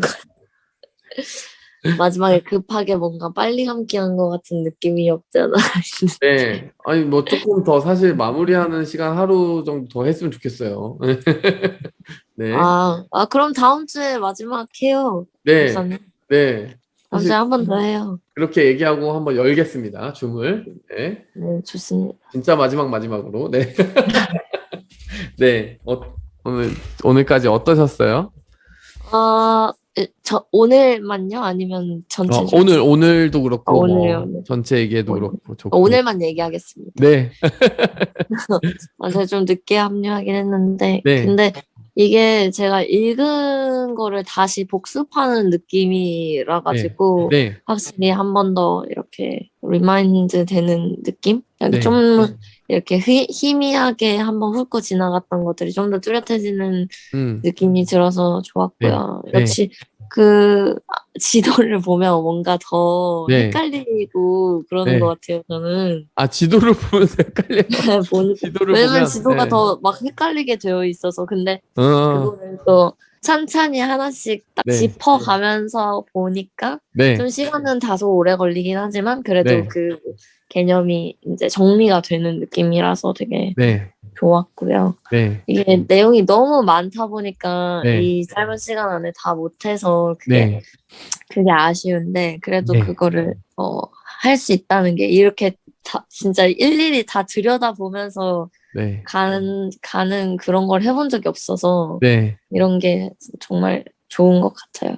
네, 좋은 통독방 하기를 잘한 것 같다는 생각이 들어요. 네. 맨. 우리 임선자매, 살아남으신 임선자매. 잘 들리나요? 네, 잘 들려요. 저는 아직 읽는 걸 다 읽지는 못했는데 네, 그래도 하면서 네, 저는 이제 대충 이게 이래서 이렇게 연결되는구나 대충 알 것 같아요. 약간 아직도 정확하게 뭐가 뭔지는 약간 한 번 더 다시 읽어야 될 것 같아요. 네, 네, 근데 되게 너무 좋았어요. 일단 말씀 묵상을 약간 그래도 약간 조금은 프레셔리 있었지만 네, 그래도 나름 꾸준하게 읽을 수 있어서도 되게 좋았고 네, 너무 좋은 시간이었던 것 같아요. 네. 우리 창병재. 저는 오늘 한 2, 3주 동안 되게 세계사에 대해서 되게 많이 배웠잖아요. 네, 그런데 제가 이제 영화에서랑 막 로마인 이야기랑 이런 데에서 네, 그런 거 읽으면서 정말 재밌게 막 되게 읽고 재밌게 네. 봤던 기억이 있는데 또 네. 그 안에서 또 네, 이렇게 성경을 또 보니까 같이 네. 대입을 하니까 거기서 네. 또 하나님이 하시는 일이 따로 있었구나 라는 네. 생각이 좀 많이 들었어요. 그게 그리고 또 그게 이제 다 실제 있었던 일들이니까 네, 역사 속에서 하나님이 있었던 일들을 또 네. 하신 걸 또 기억하게 되고 네, 그리고 저는 좀 신약을 네. 요즘에 목사님이 계속 이제 신약 그거 설교를 계속 하셨잖아요. 네. 근데 신약을 이렇게 좀 빨리 건너뛰어서 좀 아쉽기는 해요. 제가 맞아요, 좀 맞아요. 궁금한 것도 되게 많았거든요. 제가 이번에 음, 통독을 현대인의 성경으로 처음 했어요. 제가 네, 예전에는 개역개정으로만 했었는데 네. 이게 너무 잘 읽히는 거예요. 저는 개인적으로 현대인의 어, 성경이. 네. 그러면서 요즘에 거듭난다라는 좀 죄에 대해서 얘기를 많이 하셨잖아요. 그렇죠. 근데 제가 마태복음을 읽으면서 음, 와, 나 진짜 이러다 천국 못 가는 거 아니야? 라는 생각이 너무 든 거예요. 그 죄가 너무 막 지키기 너무 힘드니까 제가 봤을 네, 때 좀, 이거는 좀 그런 힘들다. 약간 이런 것들도 있었거든요. 제가 네, 이번에 좀 마태복음이랑 이걸 딱 읽으면서 네. 그래서 궁금한 것도 되게 많았는데 좀 음, 아쉬워서 음, 저희 뭐 계속 목요 성경 공부는 계속 있을 것 같긴 한데 네. 네, 제가 궁금한 것도 나중에 여쭤보겠습니다. 좋습니다. 그리고 뭐 다음 주 목요일에 예, 한번 또 신약 성경만 포커스로 한번 얘기해 보죠. 나중에 목사님 그 시간도 좀 가졌으면 좋겠어요. 네, 질문. Q&A 시간. 좋습니다. 예, 좋아요. 우리 초이자매 나누시겠어요? 네. 저도 되게 흐릿한 기억을 붙잡으며 네, 대답하려고 노력했지만 잘 네, 되지 않아서 되게 속상하고 네, 그래도 네, 아까 다 말씀하셨던 것처럼 음, 저도 네, 이렇게 쭉 읽고 좀 전체적으로 이렇게 맥을 짚었던 네, 시간들이 네, 어렴풋이는 있었지만 그래도 네, 이번처럼 이렇게 작정하고 다 같이 으쌰으쌰 해서 한 적은 처음이라 저도 너무 네, 좋고 네, 저도 다시 이렇게 여러 번 읽어야겠다. 왜냐면 진짜 양이 너무 음, 방대하니까. 네. 네, 그래서 그런 거에 대해 앞으로도 좀 더 자주 음, 이렇게 리핏해야겠다 이런 생각이 네, 들었어요. 네. 자, 뭐 저도 사실 네, 이렇게 일단 뭐죠? 이렇게 정말 여러 번 해본 그 통독반이 아니어가지고 아무래도 조금 저도 약간 아쉬운 부분이 있거든요. 근데 참 한 가지가 잘 전달이 됐었으면 좋겠다. 바로 이렇게 성경이 다 예수님을 가리키고 있다는 거. 네. 뭐, 그러니까 창세기부터 쭉 이제 1장부터 11장까지 인간이 어떻게 죄에 빠지고 그 죄가 어떻게 깊어졌고 심판이 임했고 뭐 그런 얘기를 하다가 아브라함을 부르셔서 독자 이삭을 바치는 그 이야기를 통해 하나님이 독생자를 주실 것에 대한 그 예표적인 사건이 일어나는 그 부분부터 시작을 하잖아요. 그리고 아브라함의 언약을 이어받은 그 다윗이 어떻게 보면 다윗이 바로 그 모리아산에 성전을 짓고 사실 그 성막이 모두 다 예수님을 가리키는 상징들로 가득 차 있다라는 거. 또 다시 예수님에 대한 가리키는 것이 있고 그렇게 해서 여차여차 잘 사는 것 같았는데 나라가 분열되고 뭐 잘한 왕도 있고 못한 왕도 있는데 뭐 대체적으로는 망할 짓들을 해가지고 하나님이 때려 부시신 성전을 때려 부시신 그 사건. 근데 그 부수신 성전을 다시 세우신 이유는 그래도 예수 그리스도께서 오실 그 사실을 가리키는 표지판이 정말 간절히 필요했기 때문에. 그래서 우리가 그 시대에 하나님이 계속해서 구약 시대에 일관되게 하신 일들은 뭐다? 예수님을 가리키게 하셨어요. 다 예수님에 대한 예언을 채워 놓으시고 그리고 예수님이 예언된 대로 오셨다라는 게 신약의 사건이 일어난 것이고 또 예수님이 그들에게 맡기신 일들은 구약 성경의 수준을 좀 뛰어넘는 거였다는 거죠. 이제부터는 성령이 임해서 너희 한 사람 한 사람이 제사장 국가가 되어 그러니까 너희가 왕 같은 제사장이 돼서 그리고 너희 한 사람 한 사람이 성전이 돼서 온 세계 열방 가운데 복음을 퍼뜨리고 하나님의 통치를 그들에게 선물하는 존재가 될 거다. 그래서 그 구약 성경에 준비해왔던 그 모든 것들이 폭발적으로 우리 신약 시대에 펼쳐지게 됐고 예수님이 우리를 예수님의 이름을 알리라고 세우고 부르셨다라는 거. 그래서 예수님을 가리키는 책이 구약이었고 예수님을 만난 책이 신약이었고 예수님이 보내신 책이 사도행전이었고 그래서 우리도 예수님의 보냄을 받았다라는 거. 그러니까 정말 성경이 다 예수님에 관한 얘기였다라는 사실을 우리가 알 수 있다면 디테일한 것은 우리가 채워가면서 다시 한번 여러분 보면서 채울지라도 그것만큼 우리가 꼭 잊지 말고 하나님이 하신 일들을 생각했으면 좋겠습니다. 네. 사실 한국사 여러분 사실 한국사 같은 거 한 나라 역사 배우는데도 오래 걸리잖아요. 근데 여러분 우리는 지금 수천 년의 역사를 배웠잖아요. 네, 77년 동안 77년이래. 77일 동안 77일 동안 우리 수천 년의 역사를 커버했으니까 이 정도면 잘한 거라고 생각합니다. 자, 여러분 너무 감사했고 또 하나님이 지금 이 순간 지금 이 시간 일하시는 것도 그 은혜도 경험하기 원해요. 함께 기도하고 마무리하겠습니다. 하나님 늦은 시간까지 정말 하나님과 함께 이 복음의 말씀들을 채워 넣으면서 오늘 이 시간에 나를 부르신 그 하나님, 이 역사의 주인공이 되라고, 이 역사를 책임지라고, 이 역사의 복음을 전하라고 지금 이 시간을 나에게 맡겨주신 그 하나님의 손길을 다시 한번 듣게 하여 주시니 감사합니다. 이 통독반 정말 긴 시간 동안 살아남은 한 사람 한 사람이 정말 그 마음속의 메시지를 품고 예수 그리스도를 힘있게 열정 있게 전할 수 있는 그런 마음가짐과 부르심을 새롭게 하게 도와주시옵소서.